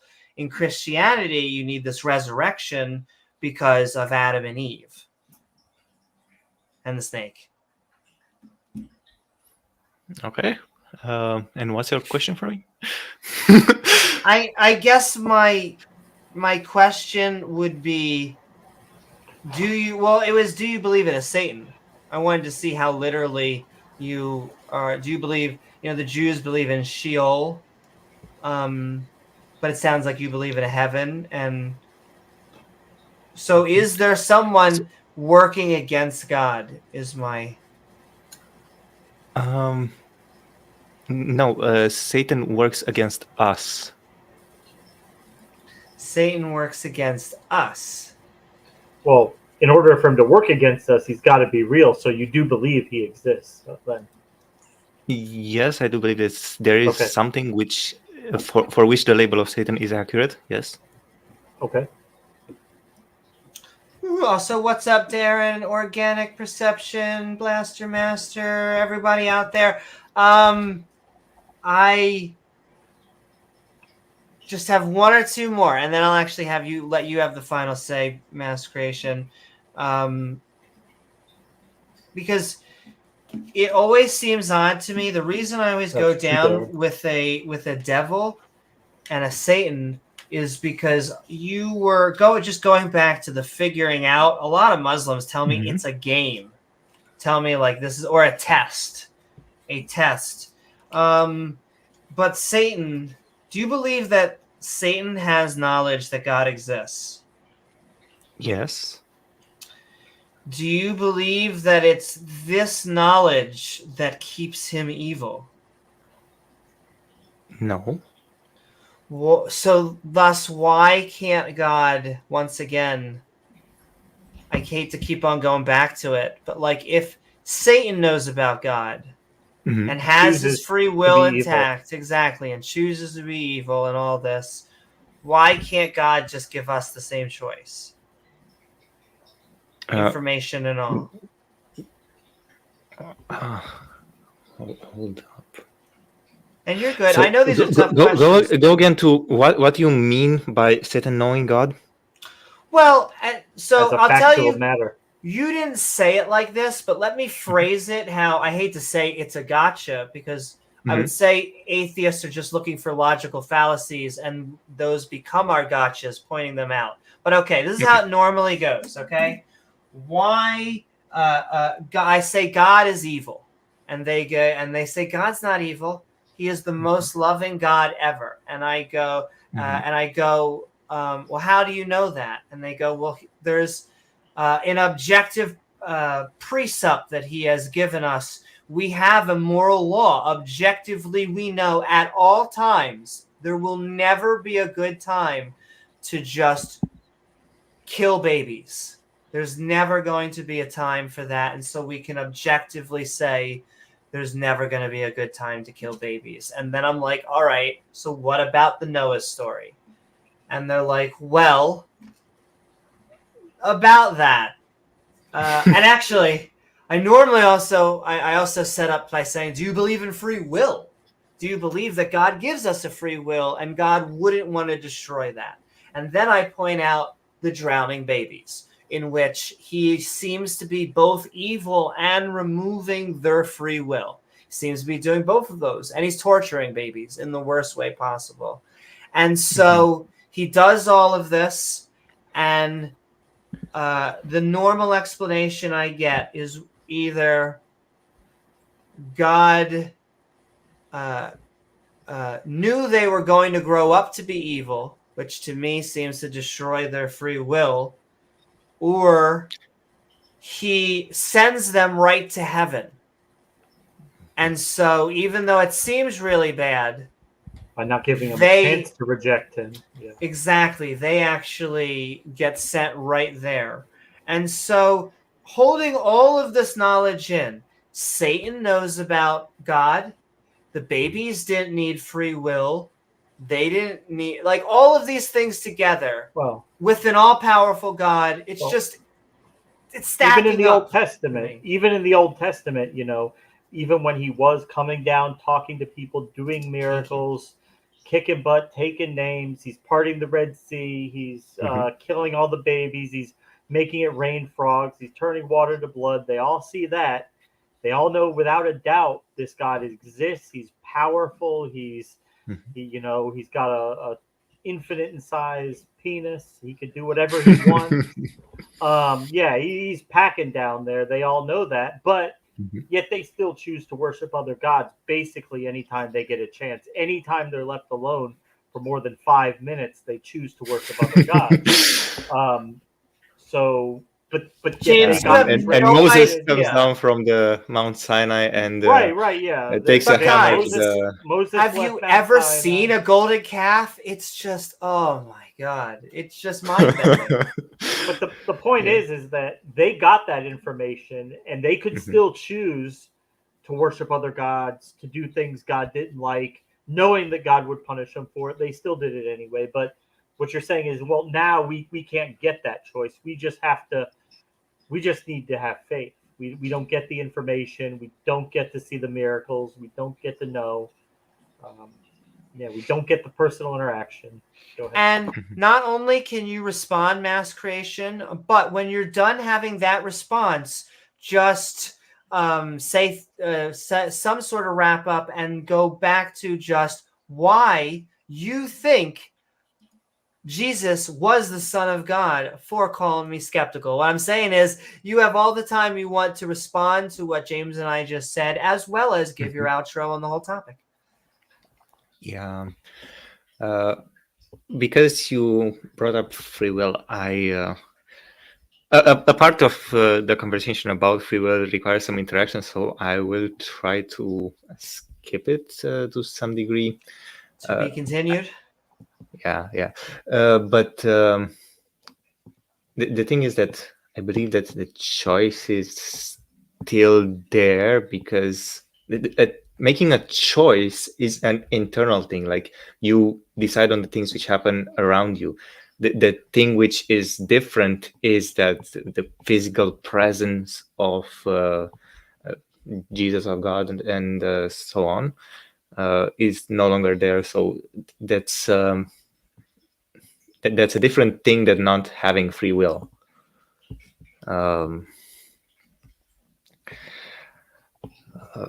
That's okay. Like I said, I'm going to try and not, instead of offering a rebuttal, I'm going to say Mass Creation Broadcast. Thank it you was so much, lovely having you on calling us skeptical. Jesus was the Son of God. Any final thoughts?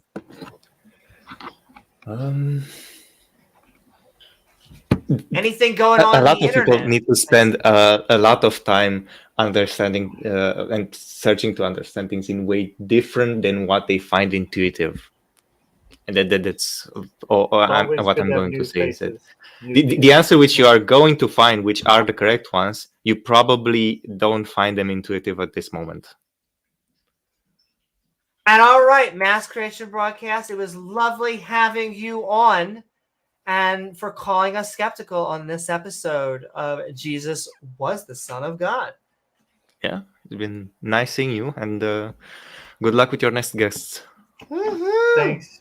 Come back anytime. Great having you. Sure. Exactly. It was a lovely conversation. And all right, with that, I think I am going to just BRB for 1 second, and then we're going to get Michael Smith on stage. But thank you, Mass Creation Broadcast, once again. Keep on coming on. Thank you for having me.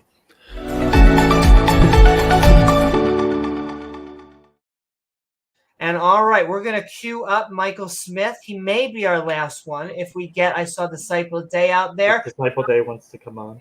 I always know that sometimes, like I said, if you're in sweatpants, if you're like, I'm cooking. I can't join right now. Always that steak and taking forever. Though I always just have to send love. I just see just certain comments just because I can't help myself. Christian God, one of the weakest we have ever invented. He cannot defeat the enemy he created. I know. What a wimp. Satan and Harry Potter are laughing over wrong hits. Don't worry, Binge. He beats him in the end. At the end, God. Exactly. You know, it seems like, though, it just seems like that God's ultimate goal of all this was just to send a bunch of people to hell. Like, that's why we're going through this right now. That's why he just doesn't come and have the end of days so that more people can be born and deceived. And he just wants more and more people to end up going to hell. It just seems like that's what he wants. He just wants to torture as many people forever as he possibly can. And that's really the only legitimate explanation for why he hides himself so much. It's why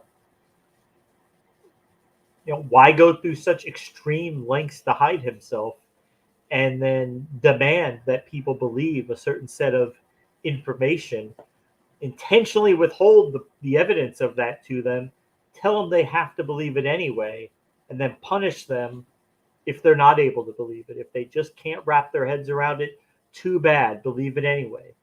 He gives certain people evidence and certain people he doesn't give evidence to. Too bad, believe it anyway, or else. I give evidence to who I want to give evidence to. Maybe if you got evidence you believe, I don't give a shit. I'm not the one burning. Believe it anyway, or burn. That's the thing I could say most about this Christian God. He gives no fucks. He doesn't care. He set things up this way. He knew. They'll say, oh, God's original plan was just for everybody to live in the Garden of Eden and everything would be fine. And, humans wrecked it all. Humans ruined God's perfect plan by sinning. And, God doesn't get to say, oh, well, I didn't know, or that there's unintended consequences, or he didn't know. No, God always knows. He knew exactly what was going to happen, and he didn't care. He's like, well, okay, all right, but this is how I want to do it, so I don't give a fuck. Okay, yeah, they're going to sin. I'm going to have to burn people in hell. Too bad. This is how I want to do it. I don't give a shit. And what a terrible thing to put on the heads of two humans, Adam and Eve, who you made specifically not to know anything. You made them specifically to lack a moral compass, to have no inclination of right or wrong, to, and then to use their mistake to condemn billions of people. And then, exactly, Slicer. This is it's the same thing God did in Egypt, where he went through elaborate methods to get his people enslaved. He had a calculated plan to get his people into Egypt so they could be enslaved, so he could rescue them.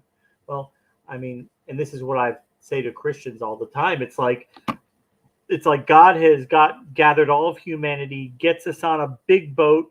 He sails that out to the middle of the ocean. He throws everybody overboard. And he throws out enough life preservers so that maybe 10% of the people can actually grab a hold of one and be pulled up and be saved. And so you're one of the lucky ones. You get a life preserver. He pulls you up onto the deck. You're coughing up seawater. You almost drowned, but he saved you. And then the first thing he does, like, look what I did for you. I just saved you. Now you have to spend eternity thanking me for it. You need to spend eternity thankful and telling me how great I am and how thankful you are that I saved you. Never mind. I mean, it was the problem I created to begin with. But yeah, and you see this throughout the Old Testament, this mantra like of constantly rescues his people from Egypt, and then every 5 minutes throws that in their face like, quit bitching, guys. I got you out of Egypt. Quit bitching. Quit your complaining. Are you guys hungry? Look, I got you out of Egypt. What more do you want? You want me to feed you guys too? Like, I mean, not that would be any work for me, but still, I mean, you guys want me to do fucking everything for you? I mean, yeah, I led you out into the desert. There's nothing here to eat, but too bad. Deal with it. Worship me. Praise me. Though if you ask for quail, let me tell you, I'm going to make your eyes fall off like it's a horror movie. Eat it. Eat it. Eat it. Good old Weird Al parody. Exactly. Yeah. And all right. With that, let's get Michael Smith on board. Also sending love. I see. The Christian singer, Michael W. Smith. I know. Send love to all the people still hanging with us. Doorknob Head, Slicey Slicer, Blaster Master, Heat Shield, Mass Creation, Organic Perception, What? Slicey Slicer, Darren, Doorknob Head, Lord Megatron, Binge Thinker, Organic Perception, James said, everybody. Since you were gone, I just went on a diatribe saying how horrible the Christian God is and how much little sense he is Christianity makes. Yeah, a little bit of a dick. Now, they always try and say that he got nicer in Act 2. Part 2, this time Jesus is personal. However, I find hell to be repugnant. Now, there's numerous ways that they square this circle. However, yeah. But let's get Michael Smith on here. We are calling me skeptical on Jesus was the Son of God. And we are bringing on our next guest.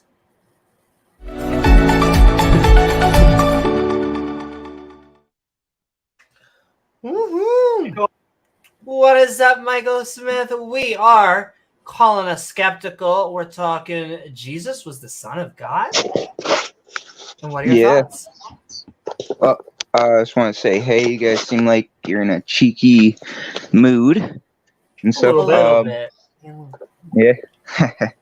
The spirit, right? Just kidding.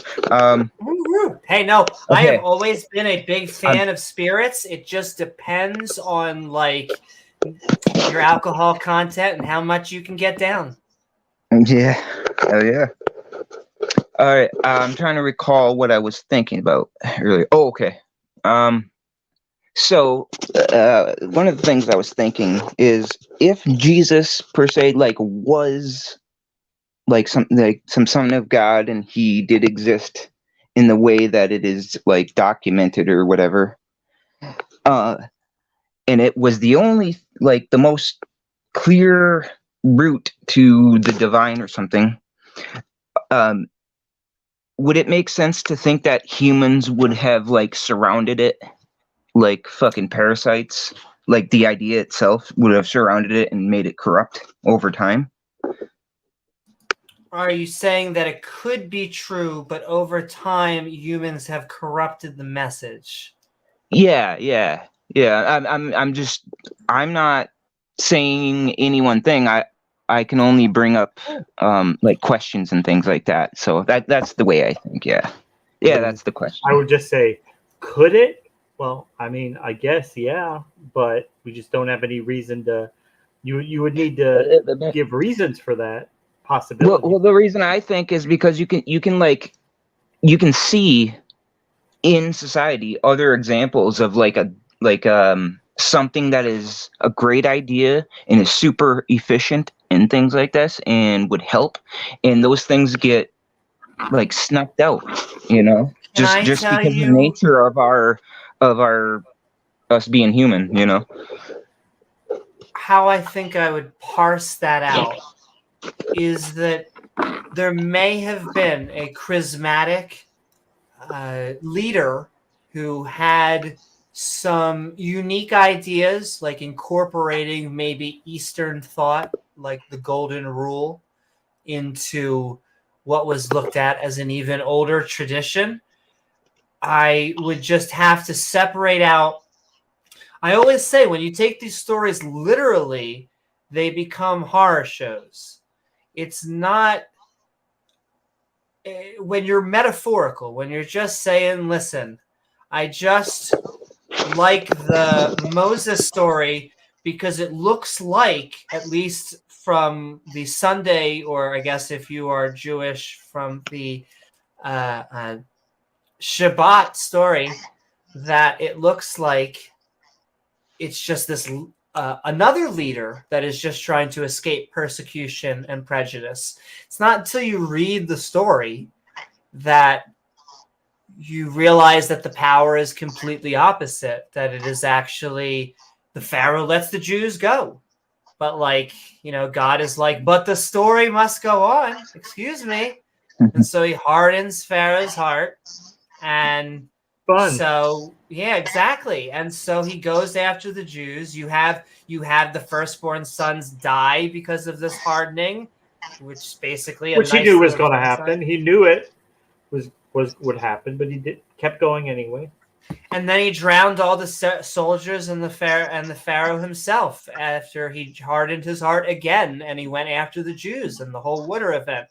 And so, when you see the Hollywood version, once again, I think these are great Hollywood classics, not shitting on that. But when you do that version, you make Moses look like the good guy. You make God look like the good guy. When you read the Bible, when you look at a lot of these Torah and gospel stories, you're kind of like, ugh. I mean, God, chill. Do you have to make those people explode? And he is like, it glorifies me. And you're like, okay. But in terms of that, if you look back at the Egypt thing, why were his people even in Egypt to begin with? Oh, right. He had this elaborate plan with Joseph getting sold into slavery and then the famine and this elaborate plan to get his people there so they could be enslaved, so he could rescue them and then demand to be thanked for his own glory. But I mean, only the Christian God, only he can derive glory from defeating an enemy that is infinitely weaker than him, weaker than he is. And if I totally agree with what James is saying, because we would just be ants, or even weaker technically. But it's not just sending love to Darren out there. It's not just that it is the separating the metaphorical and the literal again. It's not just a guy. Gandhi was just a guy. Martin Luther King Jr. was just a guy. And I actually, I value them. Was just a guy too. Exactly. Well, I value them more actually because they were just people. I actually think they got things done without having powers. But they were fallible and was a magic and person. Not perfect and didn't have magic powers.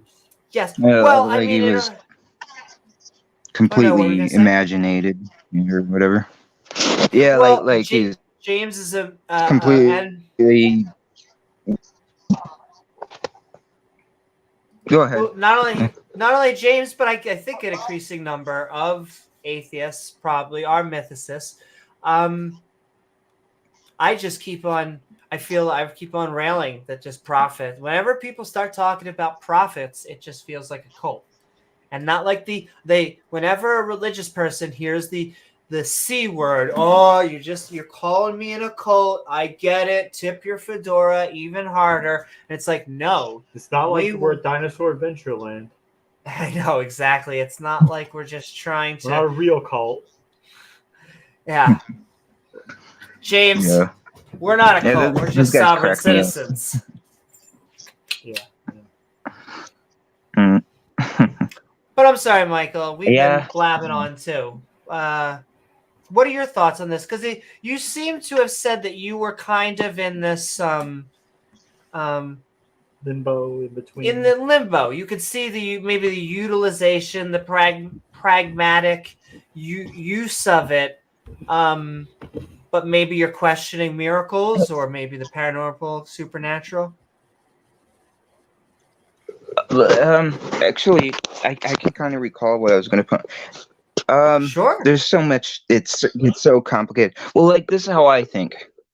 So we can only abstract like useful information through our experience, you know, and we're all born into this world as children, fucking, who need to have their asses wiped for years and don't have any recollection of their birth and stuff like that, you know.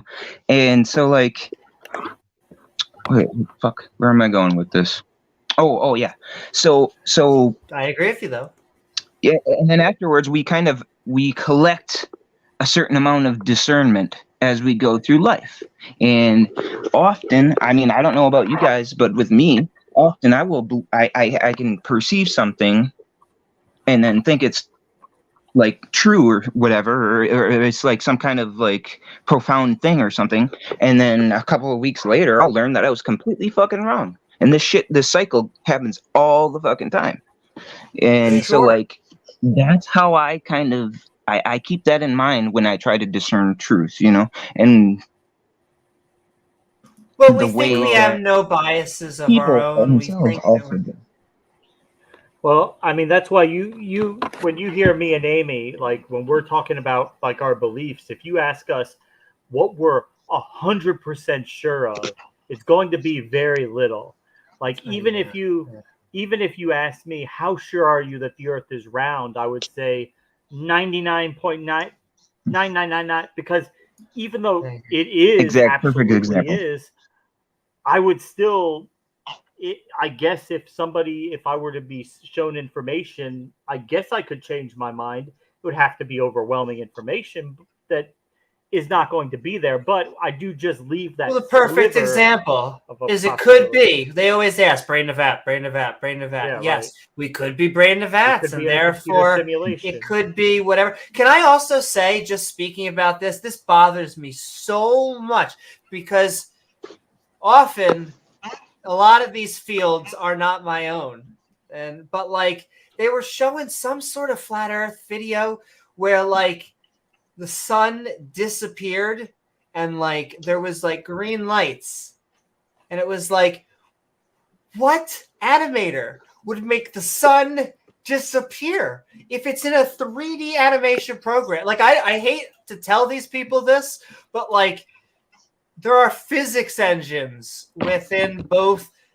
film and motion graphics compositing software and definitely video game, the vast majority of video game engines. And so it's not like it makes no sense to be like, yes, I will create a fake Earth in a 3D program, and the moment it goes just a little bit away, I'll make it disappear, make a particle effect, which would make it like you added extra time to make it look like it was. No, that is just, it is just nature. It is just refraction. It is just a lot of times smog and reflection and a whole bunch of other things. And they don't understand the visual. I guess what I'm trying to say is flat earthers don't understand the visual effects department. And that is more insulting to me on a personal level. Anyway, right back to you, Michael.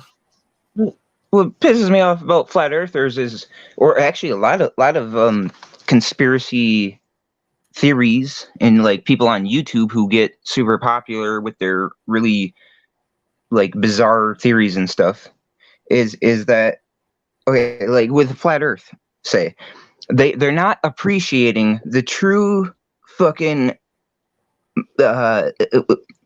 science, the way that we're actually even able to fucking model things and then extrapolate from that. They're not appreciating that. They think that, oh no, science is trying to declare the ultimate answer to everything, and then they get all offended and shit and fucking, oh no, this is wrong. Well, do you have a replacement for it?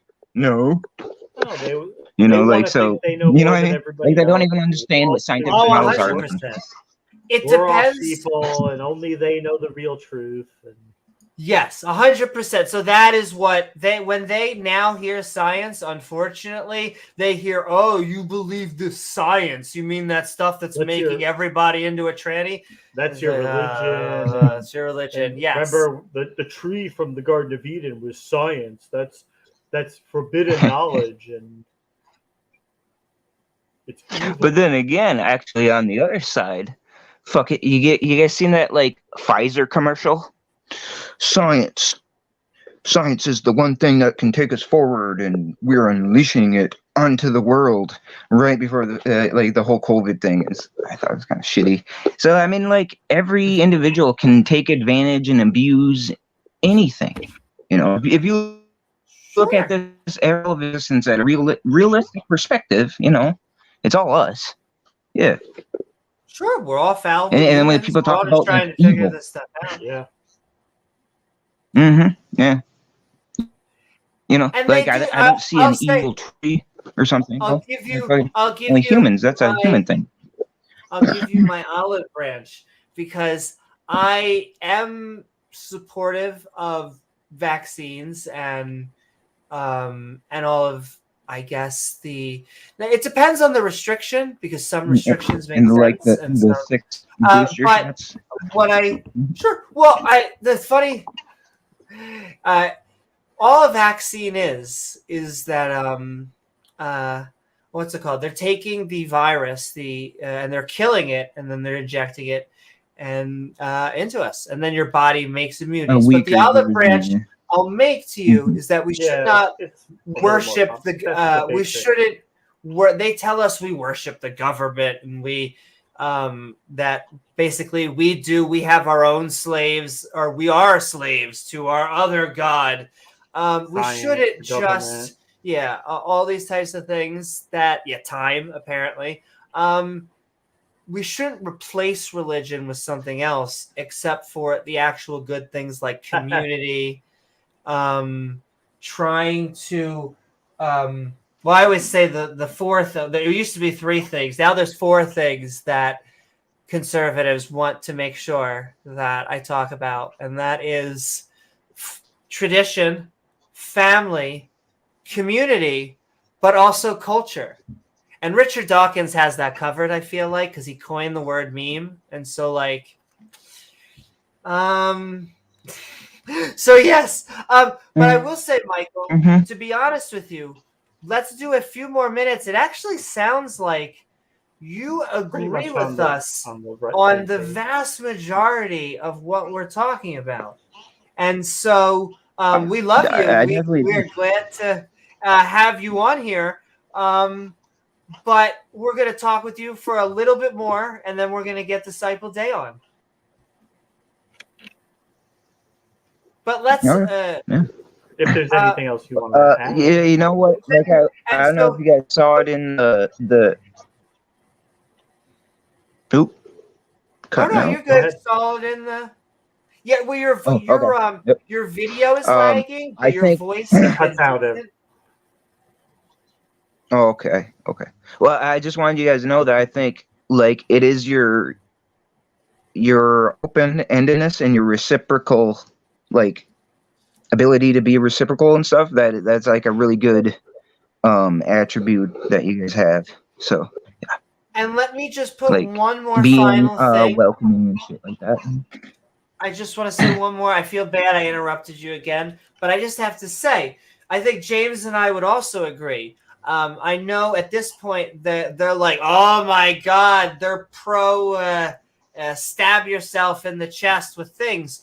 We wouldn't. I still stand by it. We're not trying to come to your door and make you take a vaccine. I kind of have a very George Carlin effect view on this, which is generally a natural selection type of view.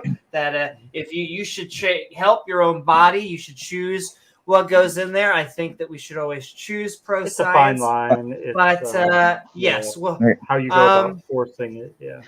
Yes. Well, I want to win people over via conversation and debate.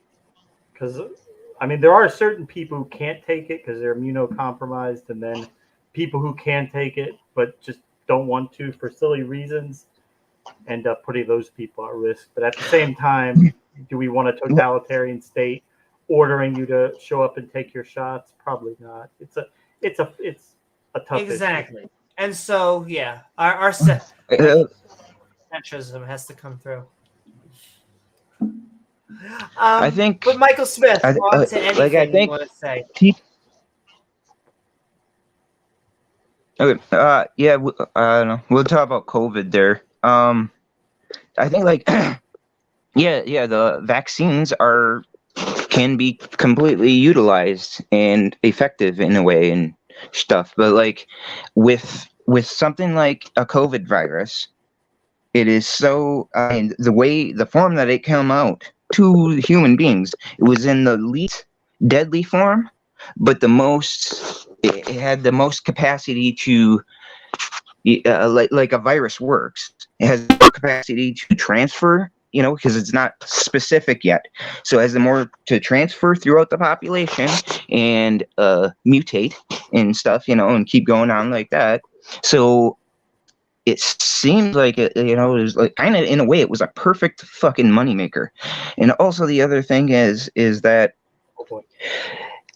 I mean, viruses and our bodies is fucking completely in order with this planet and the biosphere, right? So like you can't completely circumvent these things. You have to evolve alongside it. That's how we evolved, right? So in a way, it is smart that I think the healthy people, mid-aged people should not get the vaccine, and they should build up a natural immunity and blah blah blah, and then maybe it will have some sort of fucking like genetic effect over time, like with the offspring and stuff. But to just sit there and just totally fucking be like, oh no, a single person must get the vaccine and it is stupid in the first place. And look all the stupid disruption that it causes in society. All this fucking separation between people. I was sitting there pointing to the other people, like, oh, you gotta fucking wear a mask on your face, and it's like fucking nuts. Yeah, I think we're veering a there's little. so many, you could fucking die in a car any second. You got a 1 in 10, Yeah, 1 in Yeah, 1,000 chance of fucking we are dying. veering a Everybody little. But but I will say you should probably wear a seatbelt. There's a reason why surgeons and doctors and nurses and everyone in the medical field wears a mask. We shouldn't wear a mask forever. We should prioritize the sick over the healthy when it comes to trying to protect people. I guess where I think that it's misdirected is that I think that there actually is a group. I see the kitty. I spend money. Ho boy, it's late. And let me tell you, there is nothing wrong with this is kind of like a random question. What's that? I don't know how much like you got like biology and stuff. Hey, you know how like the Wuhan lab or whatever was supposed to be? I mean, we pumped millions of dollars into the fucking thing, and it was supposed to be studying something about viruses, specifically COVID viruses, and they had nothing to tell us. Coronaviruses. Not a single fucking thing. But this is where I think it's not that you shouldn't trust everybody, because I think sometimes when people hear this, they say, well, we should just trust everybody. I think it's actually in the opposite direction. So it's not that actually the medical people, because sure, the drug companies want to make money. I think we could actually slice that right out by getting not going full socialist everywhere, going full socialist in healthcare, in that we probably need to take profit out of pills, and then that would go out. But I actually think that there is more of a motive for the people who are this kind of, I hate to say anti-everything or this country. There's more money to be made from an Alex Jones. I'm trying to think of another person. Like that. Yeah, Alex Jones is way too crazy. I'm trying to think, but I can't think of. I'm trying to think of someone because though funny enough, Alex Jones, you say he's way too crazy, and then he listens YouTube. He's like, well, I mean, but Hitler is the bad guy. Or I'm sorry, Mustache Man. Mustache Man is the bad guy, and so it's funny. At the end of the day, I mean, whether it came from the lab or from nature, I mean, does it really matter at the end of the day? I'm not saying I know where it came from. I don't have any. Well, I mean, at the end of the day, whatever.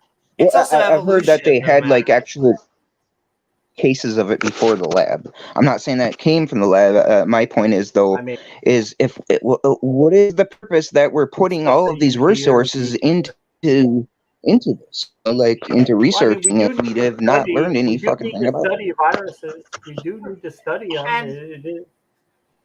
And COVID has been around for a long time. It is very specific. The coronavirus, the version from 2019 that just became a mass superbug, but it comes from other milder viruses and that we've just called colds that have just always been. So it's just going to be learning from these types of experiences and just being able to be prepared if other superbugs one day come along. Because like I said, we don't want to live like we are in the apocalypse forever. We don't want to tie people down unnecessarily raw amounts that we don't have to. And so I guess it's finding a middle ground. It's trying to take profit out of the ways that we actually think, because once again, I think if we were to take profit out of pills or just really healthcare, pills and healthcare in general, surgeries, an ambulance, like I said, the true heroes are the people who drive the ambulance rides, who are the EMTs, who are the doctors and nurses. However, holy moly, I mean, just if you've ever looked at in a bill, if you've had good insurance and ever taken a peek at one of those medical bills, holy moly.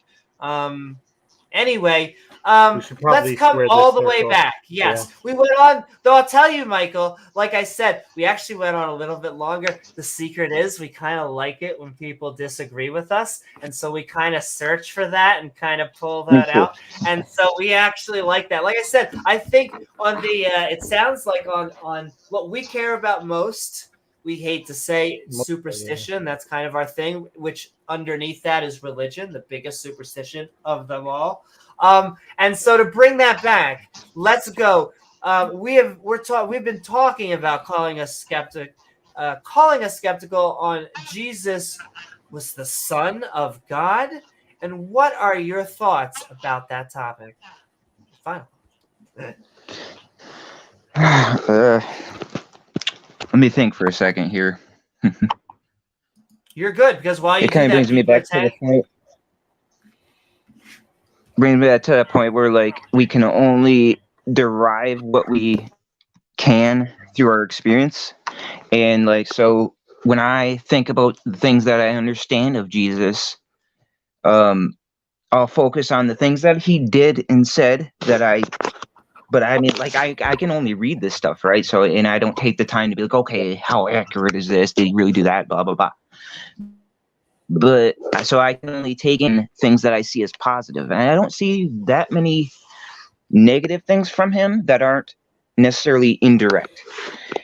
And anyways, like maybe it was just an idea or a concept or maybe it was multiple people. There's so many possibilities. Sure. But the messages that he did come up with, there's been times where I'd be like, oh, I disagree with that, or read something or whatever. Well, that's dumb. And then later on in life, I'm like, oh shit, wow, that was actually really fucking wise. Correct. And how the fuck could they understand these things? They're ancient man wasn't dumb. I mean, they did have insights. Indeed. Yeah, they might. Is it a hoax? Is it not? That's a good question. Do you guys think it was a hoax? Do you guys think it was? Where do you think the idea came from yourselves? Like, what do you guys think? I think it was a hoax. I think it was made up. And I think it started with Mark. I think the author of Mark might have heard various folk tales and rumors about different wandering preachers that existed decades before, and he just kind of cobbled them together and made a story, and started printing it out. And other people started reading it and saying, "Okay, this is pretty cool. This sounds like a good guy," and it began to spread.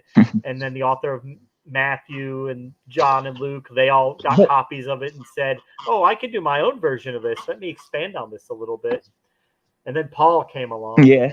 And it all goes down from there. That's just my personal opinion. But. Do you think the apostles' accounts are accurate or like viable or anything? Like fair or whatever? You think like these people actually did die for their beliefs? Like, or have they even existed or whatnot? It's hard to say. If they existed and they died, I mean, people died for, the hijackers on 9/11 died for their beliefs. That just dying for your beliefs doesn't mean it's true. Or yeah. And that's kind of what you're going to be burned alive unless you tell us that you don't believe in. These fucking people were like, no, fuck you. Burn me, motherfucker. Die for what they believe in all the time. Yes, it is spicy.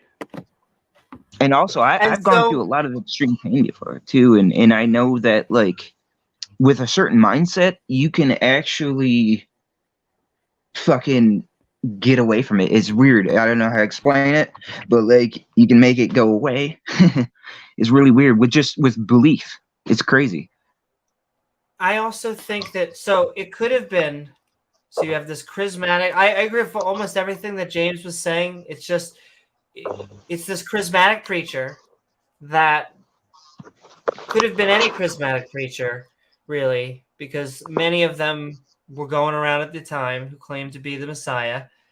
It was miracles that I don't understand how they attach to an actual God. They're all random. Making fish, making loaves, walking on water, being a virgin birth.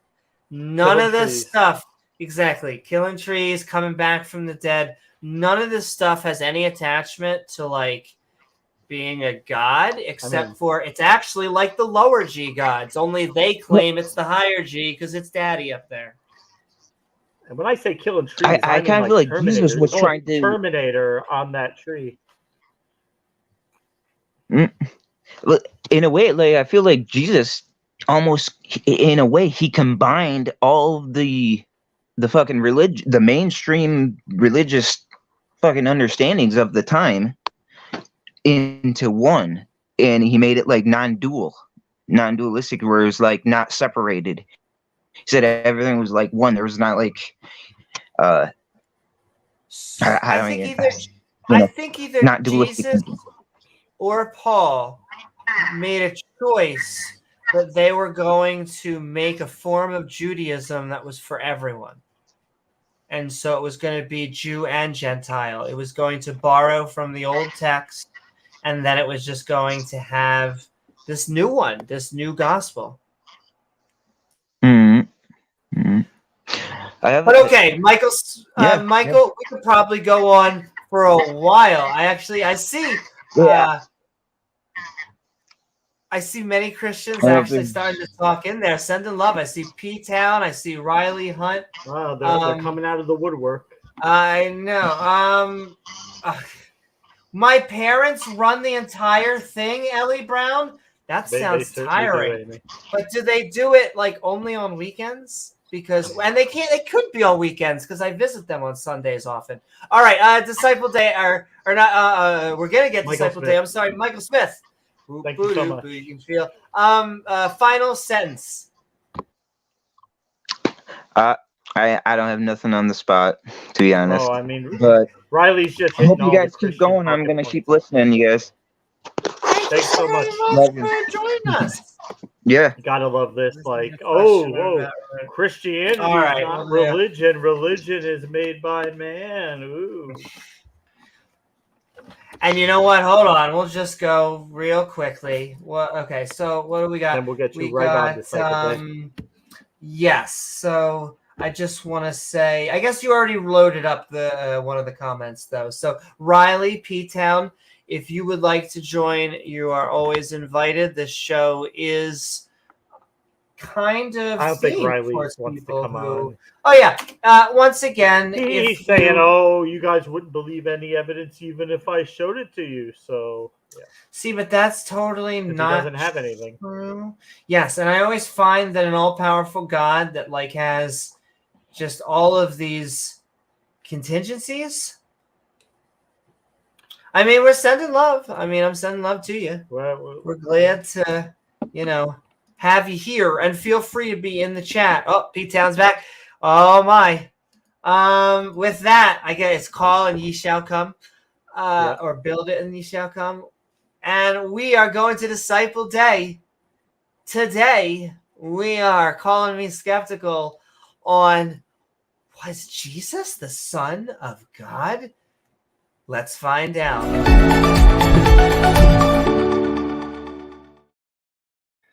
Woo! What is up, Disciple Day? Good evening or good morning or whatever it is.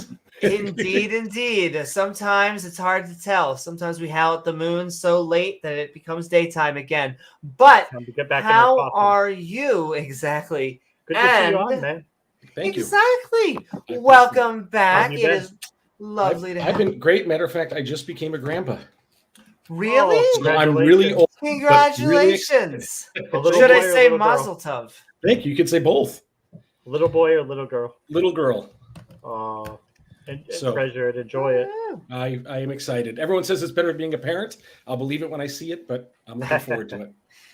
So you get to do, as far as my mom tells me, it's the easier part because you get to do all the fun stuff and almost none of the hard stuff. Yeah. So I've been told. That's if I guess it's the good way. And I'm not trying to make a statement of any kind, but just saying for me, sometimes the harder stuff was though the better stuff in a way, right? It was more intimate. Hey, there you go. So, but we'll see what happens. So I want to bring up one thing I thought things worth doing are hard, I think so. It seems to me. Oh that's the my! I'm going to end that there. One thing. What's funny? I was looking at because did flat earthers come up? Did I hear that right?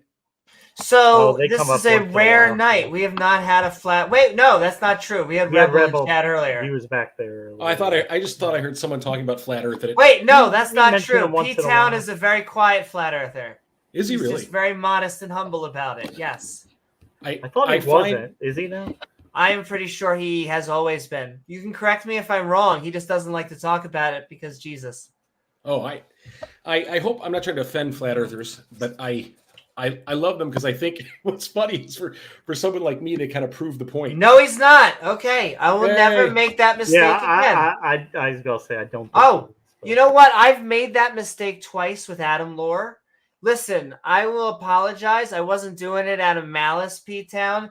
You have to understand, we're in weird times, okay?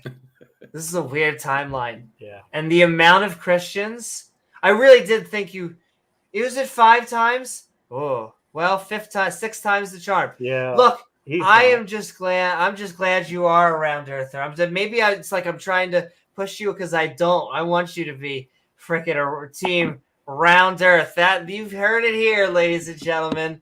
Are you? I was going to ask, old Earth, young, maybe? Enough of that. Let's get back to the side. Well, exactly. I was talking about, one thing I find really interesting about flat earthers is they're really beneficial because they're great at proving a point I feel is necessary for us to agree on, right? It's like even hard evidence won't change the mind of someone who doesn't have faith in the source, right? Like a flat earther, to me, and you may disagree, I think there's pretty hard evidence the earth is not flat. I mean, I think it's overwhelming. And yet, I also believe they sincerely, maybe not all of them, I certainly haven't met many, but they sincerely believe the earth is flat. And that's some of them, yeah. Yeah, that's just remarkable. Well, and I'll tell you what Neil deGrasse Tyson said, and when he was talking to a flat earther and he was going over because he's a physicist, the physics explanations, and then he gets to like, okay, well, I mean, what about all the pictures we have of the Earth? And the flat earthers like, maybe CGI. And he's like, you know what? You're just not ready to come around on this. You know, there's nothing really more we can do with you right now. If you're just going to, because any evidence you present, there can be a response to. I mean, it might not make sense. It might not be convincing, but there will be something you can say to it. But you know, if something like that is going to convince you, then okay, you're just not ready to have your mind changed. Yeah, I think that doesn't only apply to flat Earth, but it's so obvious there. It is like, if you don't have the faith in the source of the information, right, then you're not going to have faith in the information. That's one. I mean, that's just one principle. I always like to point out in every flat Earth debate that it is not a debate about science. It's an epistemology debate, because it's not about, you could throw science at them all you want. I see PhD physicists talk with flat earthers all day long, and it does nothing to at least the like flat earther, the Tyson. audience. Yeah. Yes. And so what it is you learn that these people only accept sources from personal experience. They mistrust what they believe is any information that is not themselves. They say, did you do that? Did you do that? Did you get that information from someone? And the inevitably, I would say, the skeptic, the person who actually accepts science, will say, yes, the whole point is that it's not me, is that my personal experience actually has bias, and that I am prioritizing science as a methodology. Filter that out, removes that bias. Yes. Yeah, I think it's funny. I think you could talk to a flat earther and they'd say, I throw all the scripture at them and they just don't get it. I just keep throwing scripture at them and they don't seem to get it. Sure. Well, because can I tell you why? I agree with you. The atheist, it's just a very unique thing, because the atheist, we kind of, I don't know how you feel on it, James. We'll almost say that biblically speaking, it makes more sense that it's supported in flat Earth, though it's kind of ambiguous, kind of. Yeah. You can take it any way. It's hard to make a clear-cut case one way or the other. Yeah, the bottom line with them is like, it's just one thing I've seen with myself, and so I can only speak of myself very well because I don't know. Sure. I don't have a degree in anything. Is that I tend to believe, really what I tend to believe is based on experience, and also based on the source. So like if 40 people, 400 people, 4,000 people were to go on the internet and say they saw a ghost, that would not do much for me. It really wouldn't. I at all. If my wife said she saw a ghost, it would have a remarkably different effect on me, because I really know my wife well. I know she's sane. I know she doesn't speak things that are outside of, she that does generally at least say things that are outside of any reality. She's not going to make something like that up. Yeah, she's certainly not going to do it for personal gain to me, I would hope. So I would trust one wife over 4,000, maybe even 400,000 anonymous internet users, right? I mean, we all would, I would hope. Like, that's the point of relationship, right? I agree with you. Well, and also, I guess it depends on the content. Can you imagine if you get data from some sort of experiment of 400,000 random people that may actually sway? Because I've had debate, we'll call them debates with my partner. And so, however, I agree with your premise, at least, in that your partner definitely has a lot of sway. We call it heated fellowship, so you know. Yeah, steal a Christian term. Heated fellowship, exactly. But what I would say is it should move you in a direction, but I don't think it should get you over the line. So, certainly. I think that's logical. And I think, in anything, let's say there was a study, you still look at the source, because there's very few things we've actually, I'm speaking of me, have studied to that depth. I just generally take what seems to be real, what matches up with my reality. Like, I drop something, it falls to the ground. Gravity seems awfully easy to look and go, that seems real. If I let go of stuff and it flew up in the air, seem that way. If I let go of stuff and it flew up in the air, and yet there was a scientific theory and they said, we've proven that when you drop stuff, it falls to the ground, I'd have a lot more trouble getting there.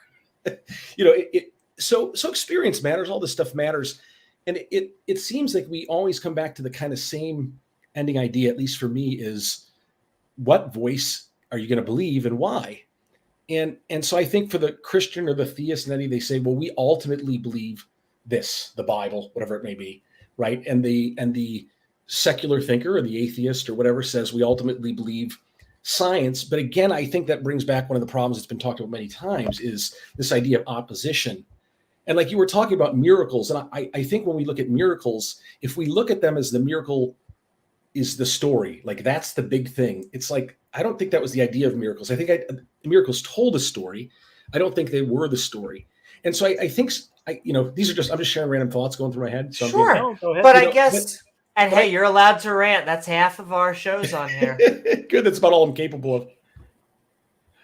So, I mean, it seems, it seems to one thing you were talking about earlier was like, hey, why doesn't God just show him to himself to us? Then we would believe. And it's like, well, flat earthers don't follow that line. They don't. It's like, why don't you just show us the picture and we believe? Can I tell you why? Yeah, go ahead. Because they have a different epistemology. James and I are convinced from data from strangers. We actually, that's kind of our bread and butter, is accepting data from specific strangers in a field. These should be highly vetted, peer-reviewed scientists that are going out into the field and doing research. That's the type of stranger that we put our stock in. Absolutely. And if you want to say at some level, then don't we have to make a subjective judgment that this whole science thing seems to be a good way to get answers, and these scientists seem to be wanting to find out the truth and present that to us? I guess that is something you have to subjectively come to, but I think it's a reasonable assumption. Yeah, we agree. Reasonable conclusion. Yeah, we agree. I think it is reasonable. I don't think. I think as long as you have people, even with peer review, there'll be error over time. So there'll always be corruption, deception. But I'm not saying that means you can't trust science. I trust science. I rely on it daily. I unfortunately take some medications because I feel they benefit me. And without them, I might not be living as long. I forget which comedian said it, but after 30, you get a random debuff. Doesn't matter what it is, but yeah, I tell you, I was humbled because I never felt an ache or pain really most of my life growing up. I thought this can't happen to me. As a kid, I really thought, I'm like, boy, if somebody stabbed me, I just live. My parents say you feel invincible. Yeah, my mom specifically. It sounds ridiculous, but I really did. So all these people realize how fragile life can be. Yeah. For all these questions, to me, it just seems like sometimes it's like when we're looking and saying science or whatever, it just looks like we're looking in the wrong direction. I've used the term before. It's like trying to look at cells with unlike One Direction, the band. Yes, that is true. That's true. It's like looking at, trying to look for cells with a telescope. It's a great tool and it magnifies things, but it's the wrong tool. And so I think sometimes maybe we're using the wrong tool. Which doesn't at all make science invalid or not good. Just like it wouldn't make a telescope not valid or not good. It's just the wrong tool. And so so it gets us into all these weird questions. Like I thought I heard you say it about like, is God good, right? Or something of that idea is like maybe God is bad. And yes, and that he's a bad dude. Yeah, that's I think of the old. I'm old, bad so I think of the old. There was an old video game named Bad Dudes. Wait, let me get you how I picture Yahweh. Hold on. Okay, we're good now. That's how I picture Yahweh. That's all right. So there's like, if and I'm just asking because I don't know the answer, right? Remember, were there murder hornets? Is that a thing, right? There were some kind of murder hornets. Unfortunately. Like Asian, so if murder hornets are attacking me and I kill them, are they evil or am I evil? Or is God evil because he created hornets? Can I tell you what it is? I'll give you. So there's moral and there's immoral, but actually it's immoral, moral, and amoral. Okay. Amoral would be lacking a moral component. And so to ask, is eating a sandwich moral? I would say it lacks a moral component. I mean, if you're like, if the peanuts were made using, some sort of slave labor or something, but generally speaking. I don't know if that plays out, though, does it? Because, like, let's say someone broke into my house and they were attacking me. So we're not talking about hornets anymore. We're talking about human beings, and they're attacking me, and so I kill them. Now, but that brings morality into question. But I was just talking about a sandwich. Now we're talking about something that is something immoral. Totally different. I'm not saying everything is immoral. Like everything. I'm saying, you could probably, and we're certain of this, right? Ask two different people their standard of moral and moral. We get two different answers. I think we're all okay with that, right? Sure. Well, here's where just a slight difference, and I feel bad. Sometimes I talk for James too, but most of the time we are. I am a situational ethicist in that, although I do believe that a good amount of morality is subjective, I do believe that it has one or two objective components. And so because of these objective components, it allows me to understand the game a little bit better of morality. I'll give you an example, and I'll spell out my two main components that are objective. I believe my two main objective components are biology and consciousness. When theists first hear that, I've heard audible laughs. That's fine, but I'll go over why it's those two things. Biology. Exactly. It's biology. The Brett Keane laugh. Do you have him on the soundboard? No, I don't have a Brett Keane soundboard. Although that wouldn't be a bad idea. Don't give Peter any ideas. Don't give me any ideas. I could give Peter. I completely. You're talking about consciousness and biology. Morality. Oh, biology. Yes, because. And I'll tie both of these two pillars, biology and consciousness. It's about living creatures, but then it's also about, because whether bacteria have a morality, whether plants have a morality, I don't know. And so it's not just about living creatures and how they are biologically compromised or formed, but also consciousness. It's about conscious creatures. It's about animals.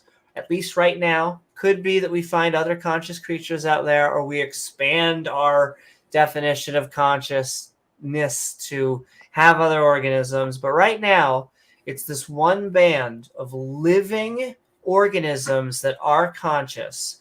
And when they seem to have this certain level, not to go into my model, but when they seem to get sentient and introspective, they seem to have this moral system. And I'll give you a good example of biology and consciousness in action. I go to a Muslim person and they say, I ask, why would cutting a hand off someone, why is this a good punishment? This seems like a very permanent punishment for something that is a finite crime, as simple as something like maybe stealing a loaf of bread. And they will say that it has to be this sort of really infinite severe punishment that will make it lasting.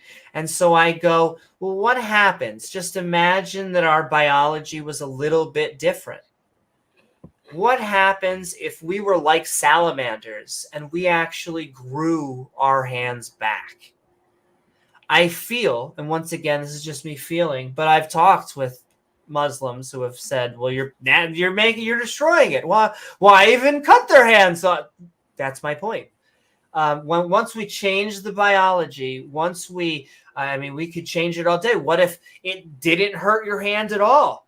So it grew back and it didn't hurt to cut your hand off. Are we doing a punishment anymore? And so it really is these two objective factors that then we can start talking about subjective creatures and what subjective creatures are doing on that plane. Yeah. No. For the record, as much as I love Amy, I'm not on board with any of that. Oh, I know. I get you. I know. Yeah, I think it's totally subjective. But we can have a debate about that another time. But, yeah. Well, I got the atheists debating. Hey, With that note, I'm going to bow out and take my disagree about a lot of stuff. I'm just kidding. Yeah. Oh, hey, can I tell you? I remember. So Rachel and I think she must have been sleeping. We were at DebateCon, and I was sitting with T-Jump, and we were having breakfast because there was and we were just eating cereal or something. They had free bacon on one of the days. I was like, hell's yeah. And I tried actually a decent amount not to get in debates on very specific things with atheists, but I must have said something about morality. And he's like, no, it's objective. Fucking objective. And we were fucking and fucking get into a debate about just situation. With a very unique perspective on morality that he thinks is objective. But that's what's so funny is that you can have someone who is James, who is a complete 100% subjectivist. You can have T-Jump, who is a 100% objectivist, and someone like myself who kind of views themselves in between, the forever centrist, even though I try to break out of it. I tease Amy I'm about extreme, that. God damn it. She just immediately looks for a centrist position and goes there. She can't help it. I literally can't help it. But yeah, let's. I'm curious because I'm trying to think this through myself. I'm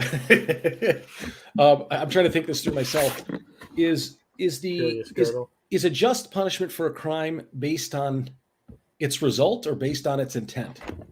Ooh. Like for example, let's say somebody stole and they got their hand cut off. That seems awfully aggressive, right? I think we don't. Indeed. But let's say I just told a lie to my neighbor. Let's say I was asked if I could walk their dog, and while they were gone, I said, "Yeah, walk your dog," and they got back and I forgot to walk their dog. And so I told them, I said, they came back and I felt guilty. So I said, I lied, which is not, I'm not saying it's a small crime, but for me, it was a very common crime with me growing up, lying. Sure. So I lie. And so she thinks her dog's walking out. Now she opens her door and her dog decides, cause he hasn't gone out. He's not going to go out the house. He runs out the door and gets hit by a car. And now the dog's dead, and this was her best friend, and she grieves. And a couple of days later, she takes her own life because she had the loss of her dog. Now, all I did was lie. It was a pretty simple lie. Sure. But we have a dead dog and a dead person as a result of my lie. What kind of crime did I commit? It's tough. I'm not saying I have the answer. I'm not. This is not. It's what you're saying. It's complicated, and that's why. And then what happens? And you may say something there. Sorry, James, but then what happens if I do it again? Ahead. What happens if I then, they say, listen, you lied. It's just a lie. We understand this was a terrible thing happened. And then I go and do it again. Maybe not the exact same, but I tell another lie that ends up with someone getting extremely devastated in their life somehow. At what point do my lies become capital crimes? I'm not coming. Can I give you first Please. That a shout out to Sam Harris, who wrote the book called Lying, which basically his thesis is that in 90% plus cases that we do lie, it is for completely bad reasons. Even I'm giving charitable. He really, because he's changed it. He's softened, because in this book it's really about why lying in general always is a bad thing. Yeah. And why it ends truthful. Up. Yes, to be truthful. I kind of live that. I mean, I am at the point where if a cop will pull me over, he'll be like, why am I pulling you over? I'm like, because I was speeding. I mean, that's what I was doing. You saw. Yeah. So, I've got a joint sitting on the seat next to me. Woo-hoo. But I will say, Probably more than that. Oh my! Like Johnny Depp. Got That's people a going lot of out to blow. marijuana. Listen, how much is an ounce really? But I will say it gets complicated. See, here's the thing with your scenario, because a lot of it was also incidental. A lot of it became out of that person's control. They lied, and at one point they did have control, and you can kind of blame a little more attachment. They weren't able to go out to the bathroom, and so maybe the reason they got hit by the car was they ran out to the bathroom. However, at a certain domino level, and it's hard to tell where. It is. But again, you do have to, if you apologize, if you go to numerous different avenues. I also will say, talking about the hand once again is an infinite thing. I just want to quote Patrice, an almost true prophet, Patrice O'Neill, who will, the comedian, who will tell you that jail is the price we have of not saying sorry. And so if you are sorry, you should probably say you're sorry and do everything that you can to make amends. And I mean, we all have to suss out what the actual, I mean, this goes back, unfortunately, to what I situational. What is the situation? Yeah, like I could give you two different examples of how we handle it. It's a tough situation. Like if you're driving 100 miles an hour down a residential street, you don't hit anybody, you're gonna get a reckless driving. You'll get a big ticket. You might have to go to court, whatever, but you're not going to go to prison. But if you end up running somebody over, you might be in a lot more trouble than you would if otherwise. But on the other hand, there was a federal case. This is about 10 years ago, where there was, I think it was in Texas, a college professor, and he was on a dating site, and he ended up talking to somebody who he thought was a transgender male to female young girl that was 15, and they had some inappropriate conversations. He gets calls from her father saying, "You need to pay me money for her therapy. She's been talking inappropriate to you. She's only 15. And this guy is just a lowly college. He can't pay thousands and thousands of dollars. He runs out of money. The guy keeps texting him, "I'm going to tell everybody at work. I'm going to tell everybody. I'm going to expose you, what you did. Everybody's going to find out about it." He's not making his mortgage payments. His wife comes to him like, "What's going on here?" And he breaks down and confesses. And she's like, "Look, this is a scam. This is, just let him do what he's going to do. He's got nothing." The guy keeps texting him. Anyway, the guy ends up jumping off the roof of a building and kills himself. And he texts him like, "I'm going to commit suicide, and you will be prosecuted for blackmail." And he was, but they only charged him with blackmail. They didn't hold him responsible for the suicide. I think he did like less than a year in jail. And yeah, it's a tough. Like I said, it just it's really hard to even, because remember, this started with maybe the question of, I think you were talking about, is God evil? And it just becomes I think it's a very complicated question. I think it's hard to just say, yes, God is evil because of this, and this. And it's just, I don't know. So that confuses me a little bit, because I think it's way oversimplifying the question or the discussion. But I also think, if I may, that God is assumed, in my opinion, to be good in almost the majority of at least the Abrahamic religions, and thus permeated within the religious people within our culture. It is very hard. I have only found a very, very tiny amount of people who come from like the God, not the Satan is the good guy. Well, I guess Satan is the good guy, but very specifically, God is the bad guy. And so I think that it almost sounds weird. I think when people hear us talk about this, they really do think they're like, oh, these teenagers with their Satanism and this, and it really is hard to be like, I guess,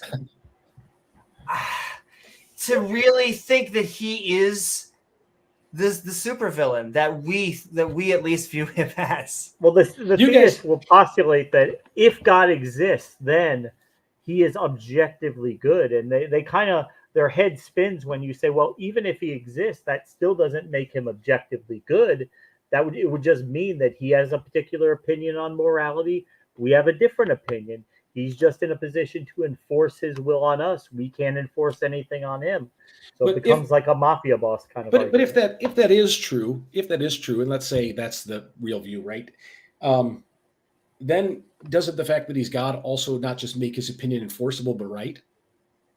Because I understand, I don't think Christians are claiming. I haven't met Christians who are claiming that he's a superior human. I think their claim is he's God, and so I just don't think we can really make an apples to apples comparison and say, we're going to judge God in the Bible as evil, and then go, but all these theists, let me phrase it this way. I'm sorry. If I get frustrated with Christians who try and use pseudoscientific or scripture and say, here's what proves science wrong. You go, well, you're looking at the wrong source. If you're going to be looking at the source of how to find out if science works, look at science. You don't look at, right? You talk to the scientist.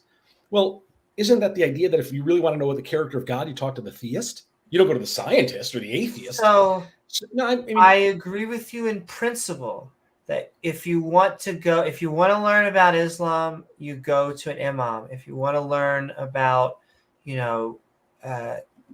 Catholicism or Protestantism, you go to a priest or a pastor. It's that we view, I would say, the central thesis as not lying, but wrong. And so it's that we don't think that, I guess you were about to say something. No, go ahead. I think it's just I'm not disagreeing with you. I think it's just a hard position to truly support. Sure. It's because I think if I were doing that as a Christian, I wouldn't be being super genuine. And I'm not talking about character, like someone who's a corrupt character or not sincere. I just mean, I don't think I'd really have thought it through, because the fact that I think you said most Christians, or I don't want to speak for you, Amy, you've believe that God is good.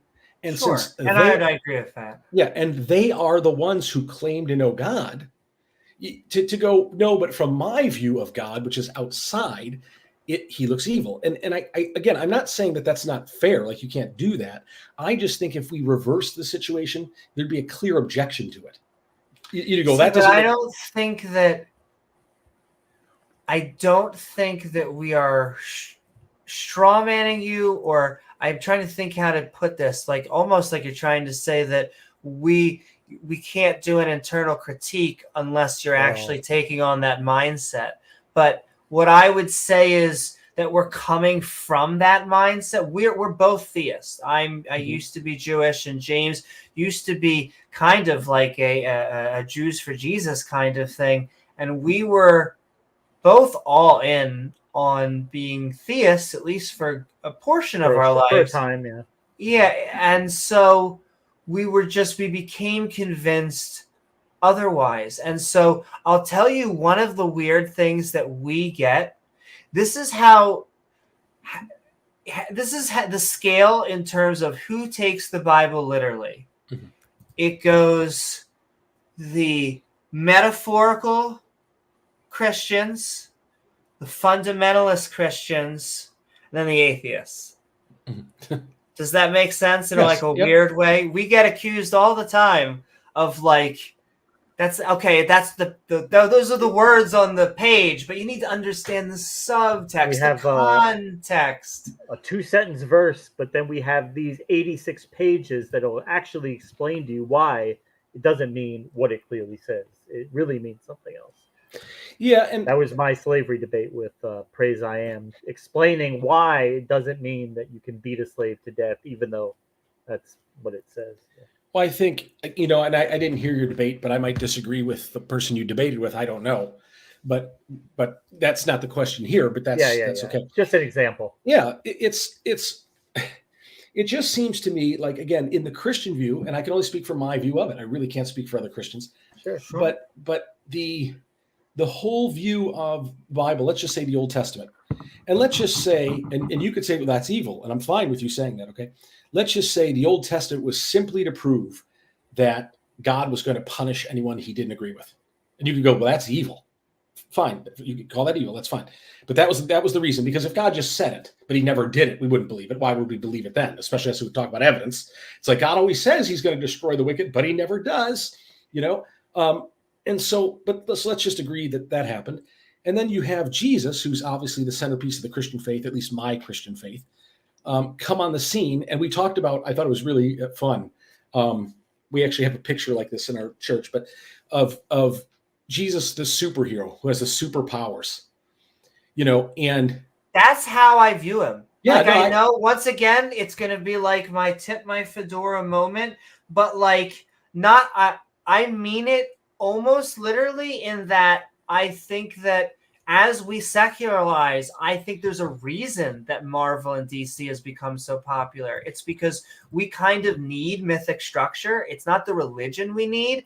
I think we need the story of becoming an adult and finding fire, and just like the metaphorical darkness of our soul, resurrection, and then becoming a master of two worlds. But you could equally say, like the theist could equally say, well, that's because it's built into us, this knowledge that we are inherently wicked, or all these different, or that good needs to overcome evil. So I'm not saying it's right.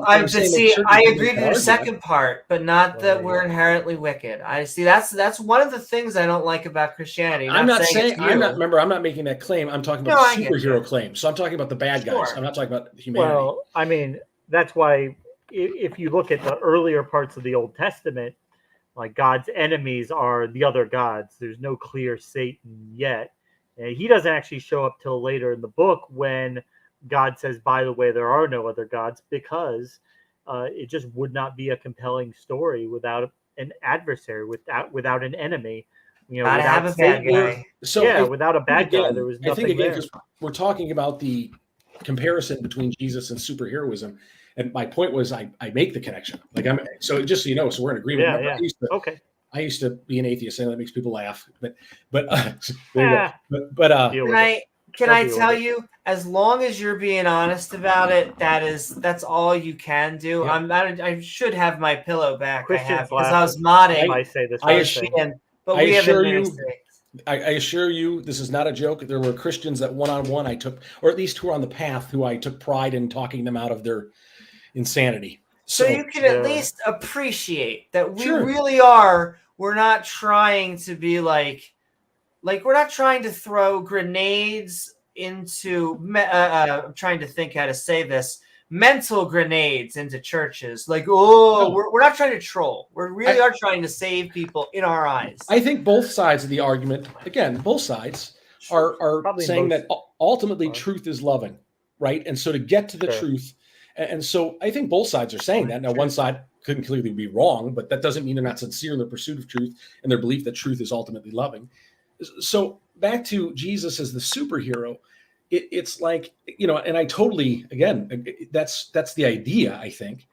But the superhero, to me, because you kind of asked this question, like, what was his greatest superpower? And I think maybe your guest said the transconfiguration, or something of the nature. That's what they were saying, yeah. And I think, but I thought to me, the whole narrative is the fact that this God of wrath, who's proven himself in the Old Testament, right? It comes here and he demonstrates power. Like, again, I know I'm not saying you believe in Jesus, but obviously if the story's true, let's just pretend it's true. If it was true, yes, if it's true, he does demonstrate great power. Like, we would agree, like, don't mess with Jesus. Like, he can raise the dead. Again, I'm not saying this happened. Well, I'm saying if it did. But I would fear him in the same way that if an Avenger or an X-Men was on my doorstep, I'd be like, holy shit. Yeah. Like if someone starts breathing fire, it's like there's only so much you can deny until your skin starts burning. If aliens came down and started killing everybody, you know, Yeah, absolutely. would not deny that they were real and they were really killing people. Yeah, and again, that's the idea, right? With Jesus is he's demonstrating all this power, and then to the religious leaders, he says, "And I'm here against you." And they're like, "Well, we got to kill him because that's what we'd all do too, right? If some supernatural or let's say just alien being came and it's like, I'm here to kill you, evil humans, we'd go, we got to kill this thing." And so that was the idea. I mean, that's pretty easy to accept. So he's showing these superpowers, but the whole idea is, so he has the power, I would assume, okay, to take his enemies and just destroy them. You know, I mean, he did it in the flood, right? That's the idea we all talk about. So he has that power. Gomorrah, all sorts of fun stuff. Right. Which is a concept I bring up sometimes. Yeah, so he has that power, and yet he chooses to lay down his power and lay down his life and die, and that's his ultimate victory. And so that's the hero story in Jesus. And so so his, again, I'm not making any claims right now that would make it real. My point is that because I thought it was a fun question, what's his greatest superpower? And I think his greatest superpower, knowing myself, if I could fly or kill people with a swipe of my hand or do any of these things, and yet had such love and self-control that I didn't, that would be my greatest superpower. He could have he picked himself off the cross, power of restraint, and ascended the power right of self-control in essence. Right. I mean, I don't know about you, and I'm just being serious. I would have obliterated my enemies if I had that kind of power. I would definitely defend. Well, if I had Jesus's power, I would go around all day just feeding people. I mean, I don't want to spoiler alert, but like, because no, this is spoiler alert for my own book. But the main character at the end of book 3, that is my goal, because my whole story is about materialistic, normal angels that are just like us. And I try and wonder about like, what would it actually be like if you had superpowers? And so that is what I'd like to do. Good night, Blaster Master. We're actually about to do the same. We're going to give in a second Disciple Day, minutes, the last, it's been fun. Show. I'll give, exactly. It's been really great. We need to do more call-in shows. Some rational theists, you know, we spend a lot of time dealing with the people who, you know, might be a little bit out there, and that's not to be offensive. All the conversations, with, you know? all I care about is that this is the ironic thing. Can I tell you? And it's once again, I feel like I'm giving true irony. They look at me and they're like, "Oh my God, this person probably has blue hair when they leave." And I'm like, no, I want you to actually be not PC with me. I want people to actually just say what they mean and just be direct and answer questions. I hate when people sound like a politician, when they sometimes I need to water things down. You can tell when I'm moderating when like someone's clearly being like a-hole and I'm trying to like win both people over, and I'm like, and both people and we all need to calm down here. But generally I like it when people are direct. I'm not passive aggressive, I'm aggressive. And so I appreciate that. You, like I said, I think all of our callers tonight have actually been that way. I just care that you are coming as you are and just answering questions honestly. And Amy and James, quite sincerely, if I ever am sitting in the other camp, even for a moment, you have every right to call me out and let me know because oh, you meant I was gonna say if we get you over to the atheist camp. Well, no, sure. I think he means but I mean, if I'm being the a-hole, terrible. Not at all disciple. Yeah, well, I know. But call me out if I do, because again, my ultimate belief, and I've shared this, I think last time I talked, is that if I'm going to follow the God I believe in, which may not be the God you read in the Bible, that's fine. But the God I believe in, he says the way I'm going to win you over is with my love. And so I can't get away with that. See what I'm saying? I can try every other possible means, but it would be going against the very God who's directing me. So live your faith. If you have the faith, what else can I do? Right? What else can I do? Live it. And we can't force you to abandon it. We can't take it away from you. Yeah, and I really enjoy, like I said, I enjoy having different worldviews and learning different worldviews and experiencing different cultures and all those sorts of things is just wonderful to me. And I find life extremely fun, sometimes painful, but I just really enjoy life. And this show and being able to call in and have some fun with you guys is a little bit of joy in my life. So I really appreciate you guys. And well, it sounds like you got another joy in your life. So enjoy that granddaughter. I do. And yeah. That's right. Congratulations again. Again, exactly. Congratulations. I am thrilled. Thank you so much. It looks like you have someone waiting, so I'll let you go. But I appreciate you. Have a great night. And I just want to say, Disciple Day, I look forward to you being at Applebee's and turning to everyone in your family and being like, it's 9 o'clock. It's getting a little late, right? It's getting a little late. 9 o'clock. Really? I don't know. That's just my dad is always like, the sun is almost down. That's kind of a little bit late. I know, those progressive commercials are starting to hit home a little too hard. A little bit. You're gonna start you try to not be your parents. And I know. It just creeps up, and then it reminds me of sometimes I fail at things I thought would be easy to succeed at. So good night. Indeed. Good night, Disciple Day. But it's okay, because sometimes I have now learned that I can buy 2 for the price of 1, and that's when you really should buy sodas. Why are you even drinking soda? It really goes right into here and makes you kind of chubby. Anyway, I'm trying to be my mother. I'm trying to think of things to kvetch about. I know. All right, I'm gonna send one more love out. I know P-Town, I know you wanted to be on, so I feel bad that we're putting Peter. We're about to bring you up on here. We always say the people we agree with have like a good 10 minutes to say what they want, and so and then if we disagree with you, you have either 10 to 20 hours. We could do a day, 2 days. James, you good for? Okay. Anyway. Exactly. But Pieter is our brother from another mother, so we are bringing him in here. We are also welcome, Chill Payani. Welcome to the skeptic and ranting community. We're calling us skeptical tonight on was Jesus Jesus the Son of God? But I'm looking at all of your hypotheses in chat, sending love. And Disciple Day, woo, sending a $10 super chat. Again, no need. This is the second time, but a few dollars for the kitty support fund. I can't help but say it and send you love. Thank you so much. And I have P-Town to. says he's too tired, but I completely understand, P-Town. We because we were giving people like 45 minutes. It's kind of a long wait. But yes, and that kid. Oh my goodness, I really do wish I can get the camera all the way out of there because she's like so passed out. Anyway, I love all of Carnivora: cats, dogs, bears, seals. They're all amazing, ladies and gentlemen. I think ferrets rodents? I believe. Nonetheless, I think they are too. I think they're part of Carnivora.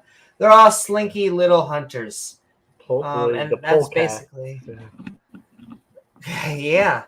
Thanks for support. Sending love. Another brother from another mother, Randolph Richardson.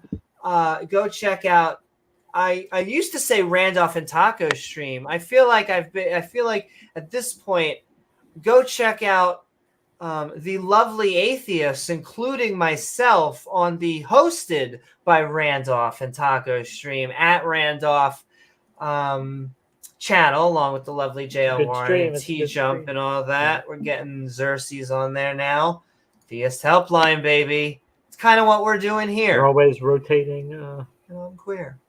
Exactly. Hey, it's a good mix. They have fun. But with that, let's get our definite last for the night. Pieter, we are calling us skeptical on was Jesus the Son of God, and we are bringing you into the girl deck.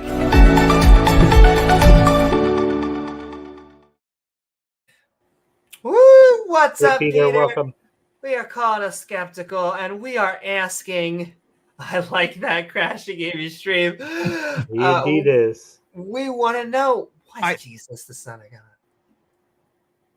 I have a question according along those lines that I haven't heard people ask, and it just dawned on me last week.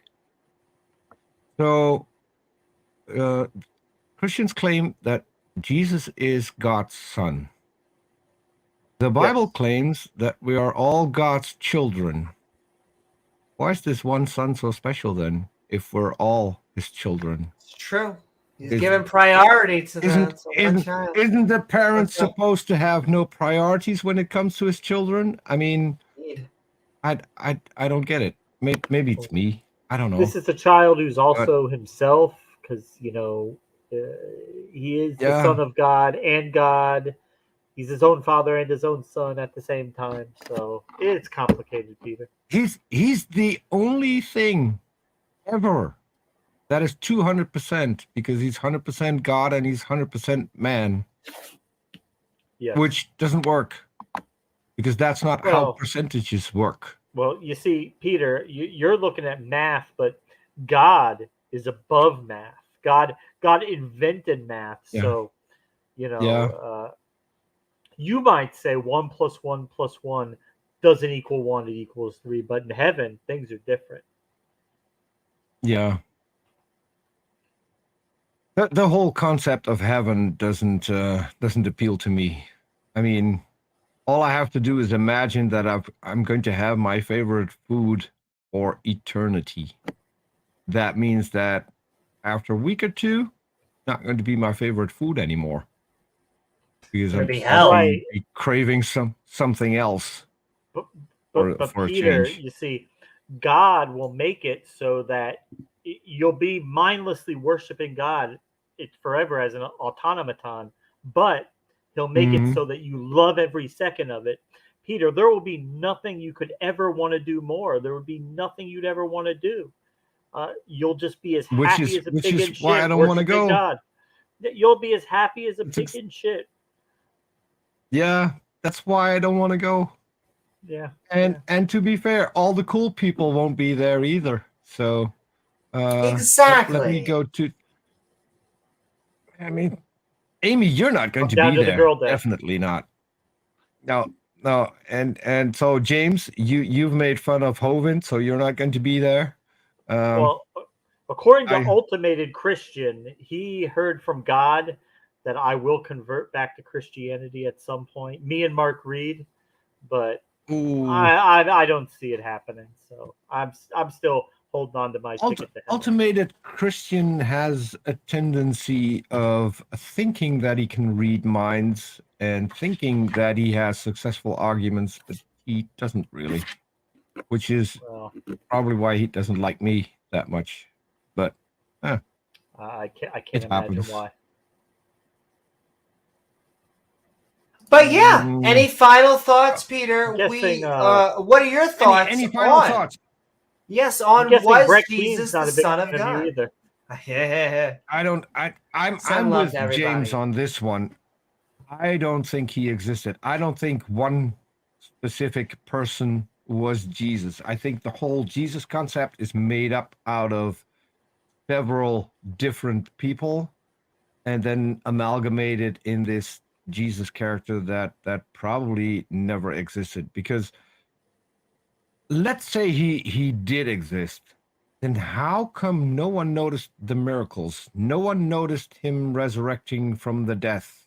And here's a question for you.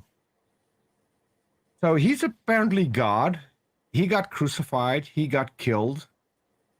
Why did it take him 3 days to resurrect? Why not just after an hour get up and be in their face and say, okay, you tried to kill me, didn't work, I'm back, bitches. Well, Peter, why did he do that? Well, that way people couldn't say, oh, well, he didn't really die. He just got injured and then he came back. Okay. But by dying for 3 days, then there was, oh, yeah, how's your baby doing? I got him a little bit annoyed because I while you were doing the show, I had a brief chat with Randolph, and I told Randolph my dog likes everything and everyone except for one. He hates Otangelo. He hates Otangelo's voice, to be more specific. Really?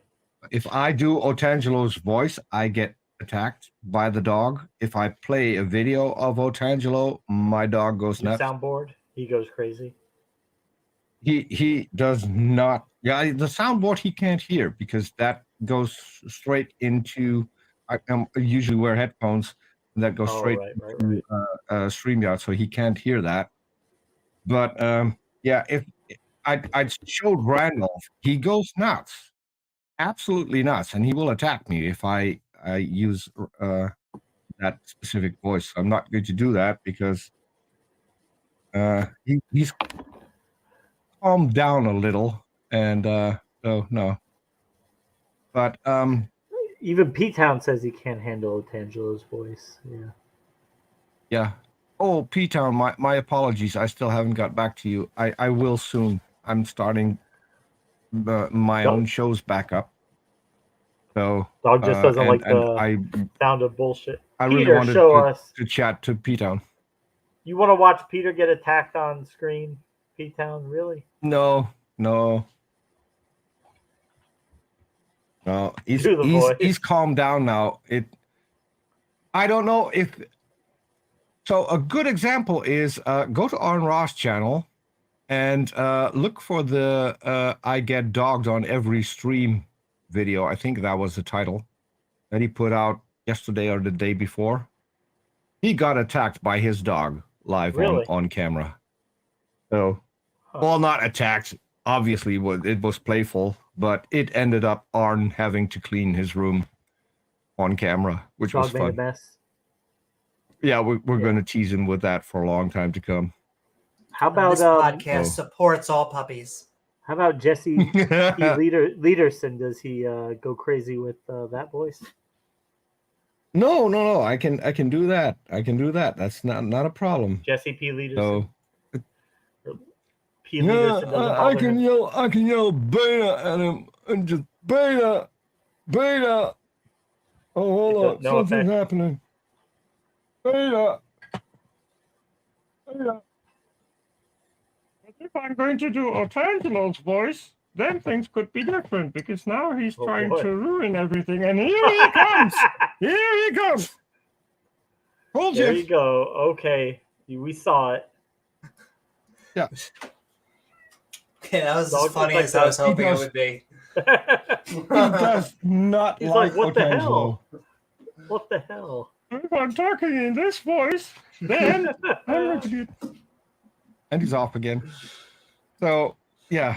Like Kermit the Frog on meth. Now he's looking. Okay. We'll let him go. But yeah, that's so a dog right now. The whole Jesus thing, it doesn't make any sense. Yes, Jesus. Yes. And so if Jesus existed, why would my dog attack me if I do Otangelo's voice? I feel like that's the strongest premise we've heard all night. I mean, if you go to Otangelo's channel, Jesus himself is on that channel. He's making videos on that channel. Jesus himself. So if he exists live. Yes. Oh my. Imagine the dog chewing up the Shroud of Turin. The Shroud of Turin, the R-rated version, the X-rated version. Woohoo! Sending so much love. Ian is sending us a $5 super sticker. Keep it up. Thanks, Ian. Always out there in all our atheist non-believer streams, Ian. Thank you so much. Thank you. God so made much. Otangelo. I'm not going to get in front of the cat because I can't. P-Town says God made Otangelo to torture us. Well, I mean, that may be evidence of God. I have to say that could be evidence. Hey, Peter, I don't know if you've ever heard of this, but did you know that there is actually a thing called codons, and that when you get one letter, you can travel down all these letters to get your codon pair? This is purple rhymes with orange. Is that no Angelo account?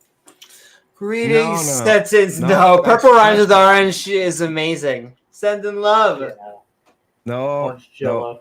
definitely not Otangelo. A different type of orange. Yeah. So, where were we? So you wanted to end the show, right? Jesus. So yes, let's but you're okay. Like I said, we give everyone who agrees with us. You were about to say you could do a little bit of country music. Absolutely. Go grab your guitar. I only have.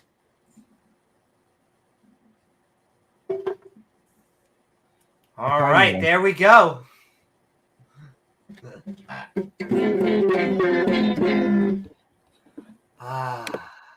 And now I have a dog who wants to see. Now the dog's gonna attack the ukulele. All right, let's get some praise and worship down, Peter. So that's not helpful either. See? It's helpful to me because it's adorable. It absolutely is adorable. Okay. But I guess I always find that ukulele, yeah. That's right. I always found the Jesus claim just a little weird. Now, I know that Christians are like, it's the most normal, most valid and sound argument they've ever come across, but I don't understand the whole. What does it mean? It isn't to you, because son of a god? They had to come up with this stupid Trinity thing that doesn't work because Jesus is God, God is Jesus, the Holy Spirit is God, God is the Holy Spirit. That's what happens when you have different authors each writing their own thing, and then they have to put them all together and make them all true. Well, the problem with Jesus is that he goes against the first commandment, thou shalt not have any other gods before me. And then Jesus comes along and says, well, you can't get to the Father but through me. That was heresy. That is why the Jews rejected him as the Messiah, because the Messiah would never say that. Polytheism. Yeah. So then they had to come up with the Trinity in order to keep the first commandment and keep Jesus. So it doesn't work. It really doesn't work. And then you get the worst thing in all of Christianity is you get Paul, who then tells you to do the exact opposite of what Jesus said, and that is what the religion is based on. So you should call it Paulinity or Paulineality. I don't know how you would call it. It's not about Jesus. It's what Paul said. And that's another thing. If Jesus were the Son of God, why didn't he stop Paul?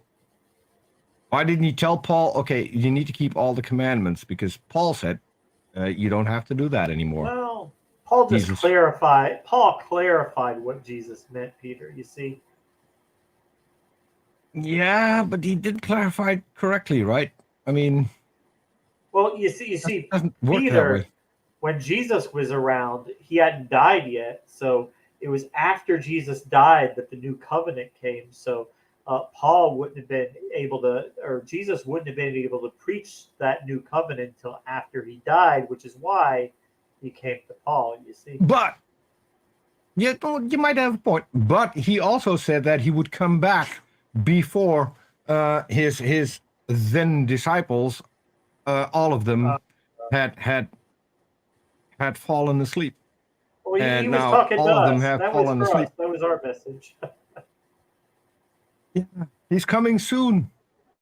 Oh my! Now you're right. For the past 2,000 years.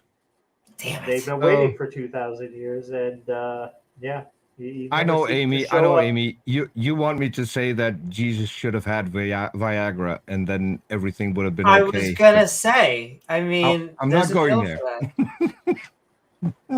Yes. Okay. It's one way to get. I want to do a quick. I mean, imagine like Cialis commercials playing in heaven. I want to do a quick shill before you end the show. So this Saturday, there's not going to be a Blasphemer's Bible. Sadly enough, Arn has Snake Appreciation Day, so he's going to be off buying more snakes.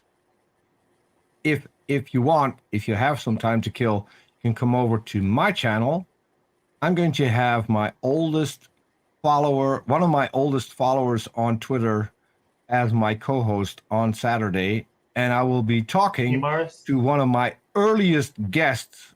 And the problem with that conversation was that I lost it because my hard drive crashed, and I finally got him to do it over, and we're going to do that this Saturday. So I have no clue how that's going to go down, but we'll see.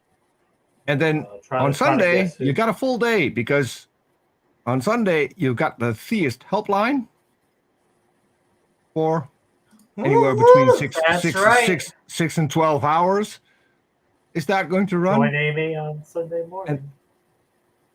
And then after that, we're going to be reading Joseph Smith. So, dum dum dum dum dum. If you want, you can have a good weekend. If the price is right.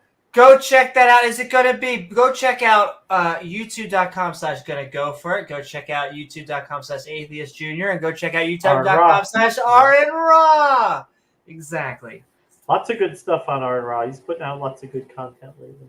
Well, he always does. He had a conversation with Mary Schweitzer, and if you haven't seen that conversation, you need to watch. I think it is the best interview that he has done that I've ever seen, because Mary Schweitzer is a Christian. She's also the one who found the dinosaur soft tissue. The soft tissue is often being misquoted by the young Earth creationists. Yeah, just check out the interview channel for that. Yes, this interview showed that Arn actually is a really respectful guy when it comes to people in person. His beef is with religion, not with people. Except for those who are abusing other people using the religion. Could not agree more. Even when I call myself an anti-theist, it's not towards theist, it's towards theism, and almost always it is the larger institutions of power. Yes. He's had lots of great conversations with theists. It's only when they're engaging in dishonesty or deception, that's what really tends to get him animated. Fraudsters like Ken Hovind, people who are being dishonest. That's when Arn tends to be a little bit more assertive than he usually is. And I still think even when he talked to Ken Hovind, he never called him names. Hovind did that to him. You just called him by his correct inmate number.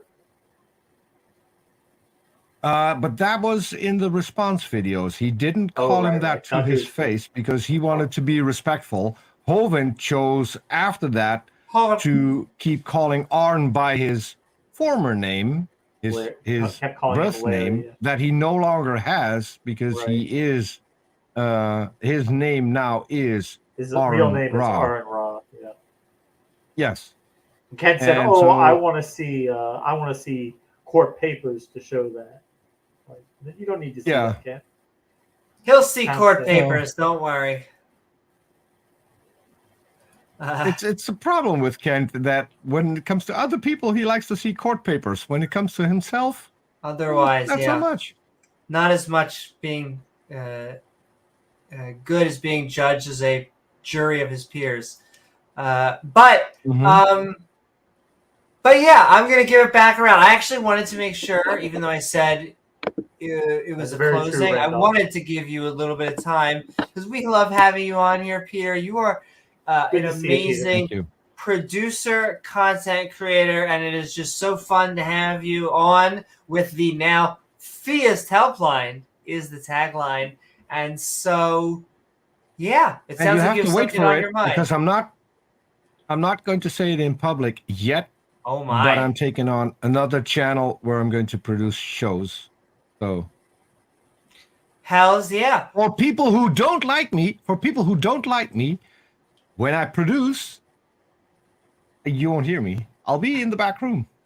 So It'll still. I thought you were gonna say you something different. I thought you were not gonna be enjoy like, me.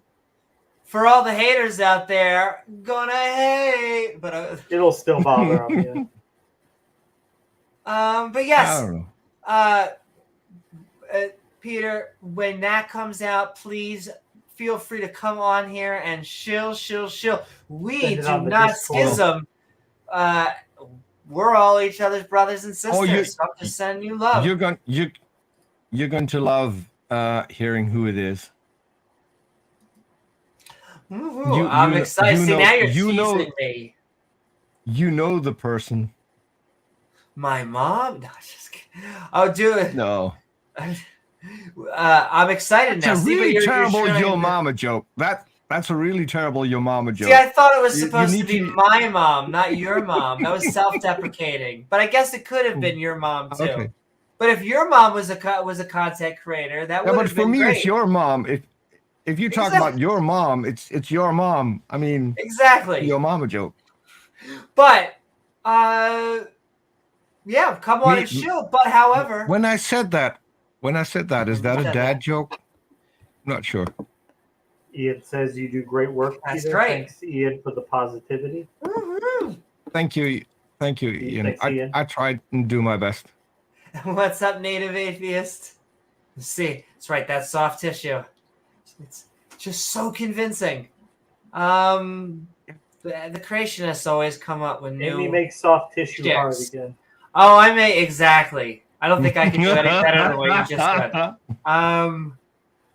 said. Amy's more into the hard tissue. Listen, sometimes you got to use your hands to make it work. She didn't harden Pharaoh's heart. She hardened something else. Lower. Gavin and Iron just have their. Wasn't there something in the Bible where a snake turned into a hard rod? Wasn't that the part where you were? You're thinking about my erotica on Pornhub. No. Moses had his snake, and then in front of the Pharaoh, he turned it into a rod. And so he turned his maybe rod you were into a helping out snake, Moses. Yeah.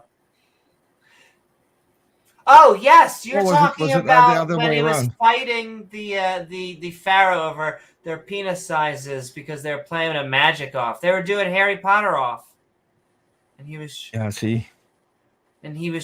to make he made the one dick sizes cane into a snake, and then he made a cane into a snake, and then eventually Moses did some length comparison that was somehow bigger than Pharaoh's. Yeah, Moses, and they use all the energy because now for the past 2,000 years, Jesus hasn't been able to come. Listen, he has problems. He's getting older. Yeah, you gotta work with him. Woo-hoo! Sending so much love, Stephanie. And we are, I will say, I think this is it. Peter, I mean it this time because I realized I wanted to actually get you to say some things about the subject. But what are your final thoughts? Was Jesus the Son of God? No, I don't think so. I think it's a made up thing.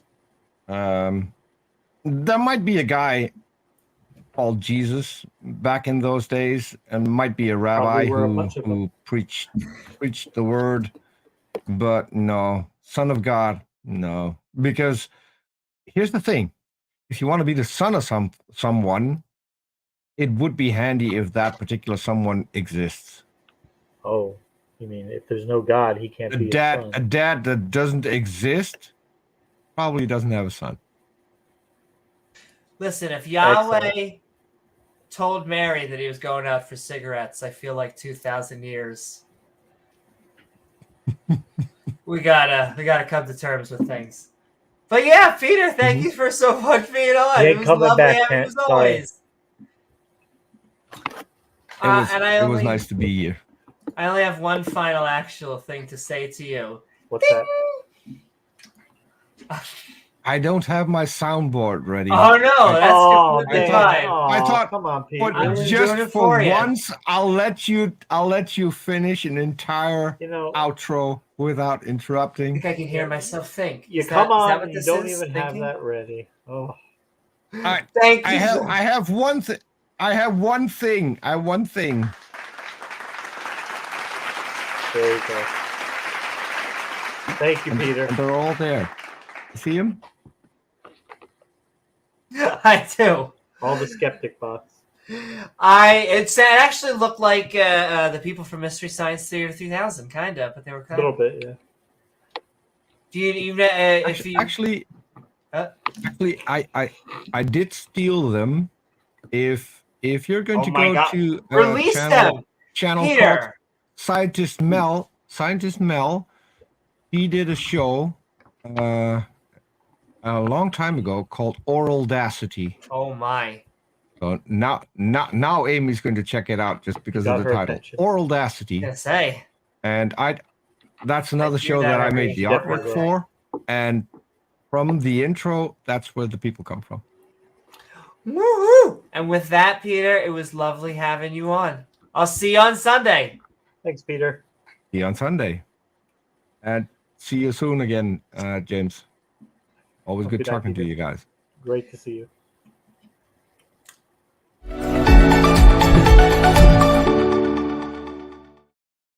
All right, with that, we are wrapping it up. This was a lot of fun. We had good conversations today. This was a good show. Yeah. Good guests, good conversations. Yeah. I'm going to do my normal new spiel. Do it to us. If you are a channel member or a Patreon, you get access to host your own show on this channel called Talk Skeptic to Us. Go check out your tier if you would like, but also if you would like to have your own show, if you would like to have your own podcast, or if you would like to grow, monetize, or launch your podcast, then I would love to help you do so. I just finished my second client, which I am so proud of. It's my first, I guess, all-in package. They got the professional one. They're going all in. They did, and I just delivered last night. I had many consultations. I kind of want to shout them out.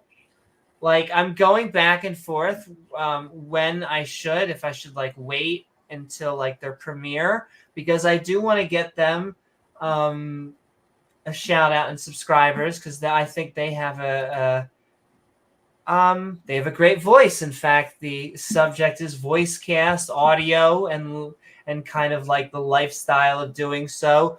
But it was just a great experience. I really do feel like I'm actually starting to. And see, I feel like it's the same thing that I think Peter gets. Like, it's just like you get this like proudness because it's like your baby. But in some way, I really am honored to be. It's like this weird thing. We don't have to be rivals in this thing because it's not Catholic versus Protestant versus Shia versus Sunni. It's just all of the non-believers coming together and helping each other and like actually doing stuff. Oh, absolutely.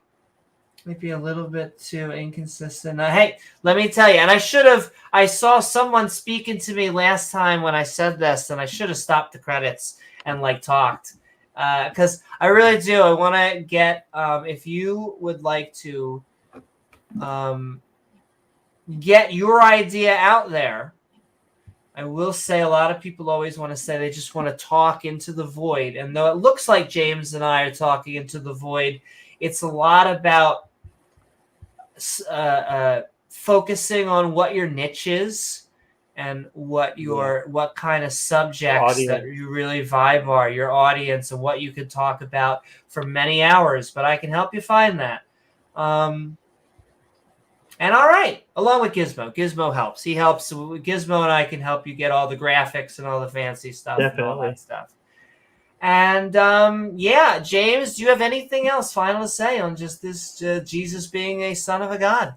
You son of a god. We flushed it out, you son of a something. That's what it sounds like. Have a great night, guys. We'll revisit these types of subjects, and we'll be back. I'm having, I believe, now that I think about it, I'm going to have to make sure I get the time slot on the time right, because I'm going to be streaming.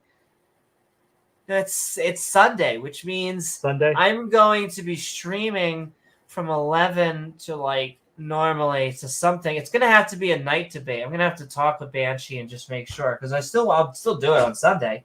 I just got to figure out. It's like Ghostbusters. You just can't have the streams cross.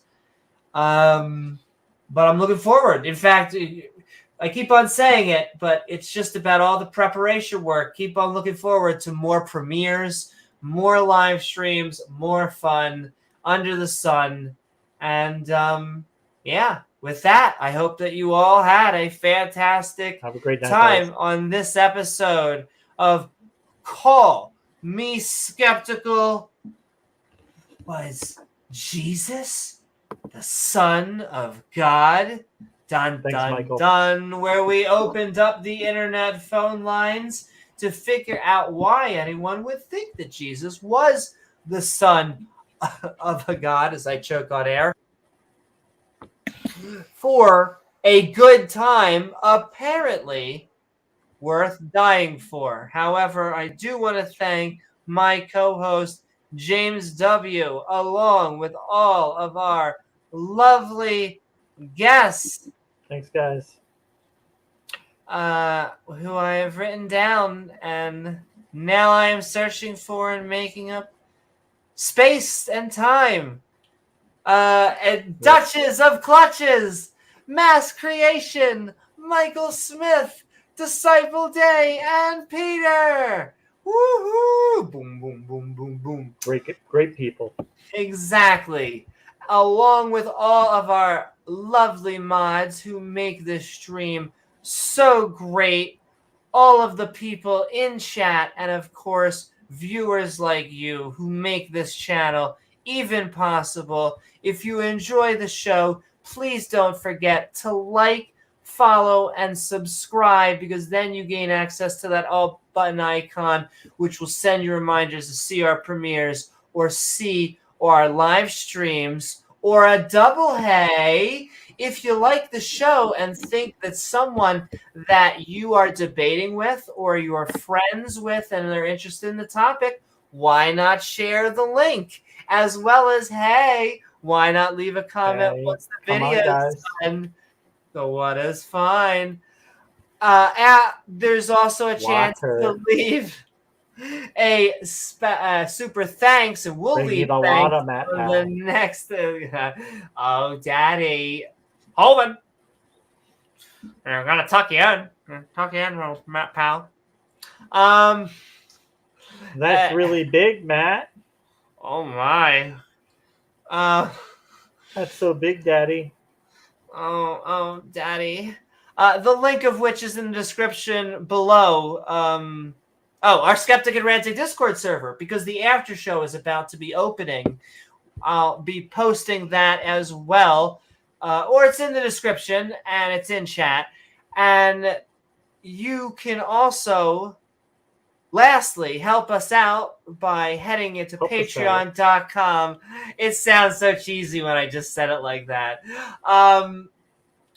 But we will help you by making even more fun content and getting probably a lot of more ridiculous props. Because, dinosaurs, they're like dragons. No, they're not. Oh my God, that's a new apologetic on me that drives me crazy. They're just dragons. Yeah. They're dragons. No, really. So they had one word for all that. So from the little tiny velociraptor to huge Tyrannosaurus, and they just called them all dragons. They're all dragons. All dragons. All Game of Thrones at the same time. Yes. By supporting us at patreon.com/ABNewman. Oh, as well as our channel membership you can get with our evolving badge system right down below. It kind of triggers creationists. I want to thank all of the people who sent in super chats. Once again, the Discord server link is in the description below, as well as our Patreon at patreon.com/ABNewman. I am AB Newman, and we will see you all on the next episode of Skeptic Ball Z. Good night.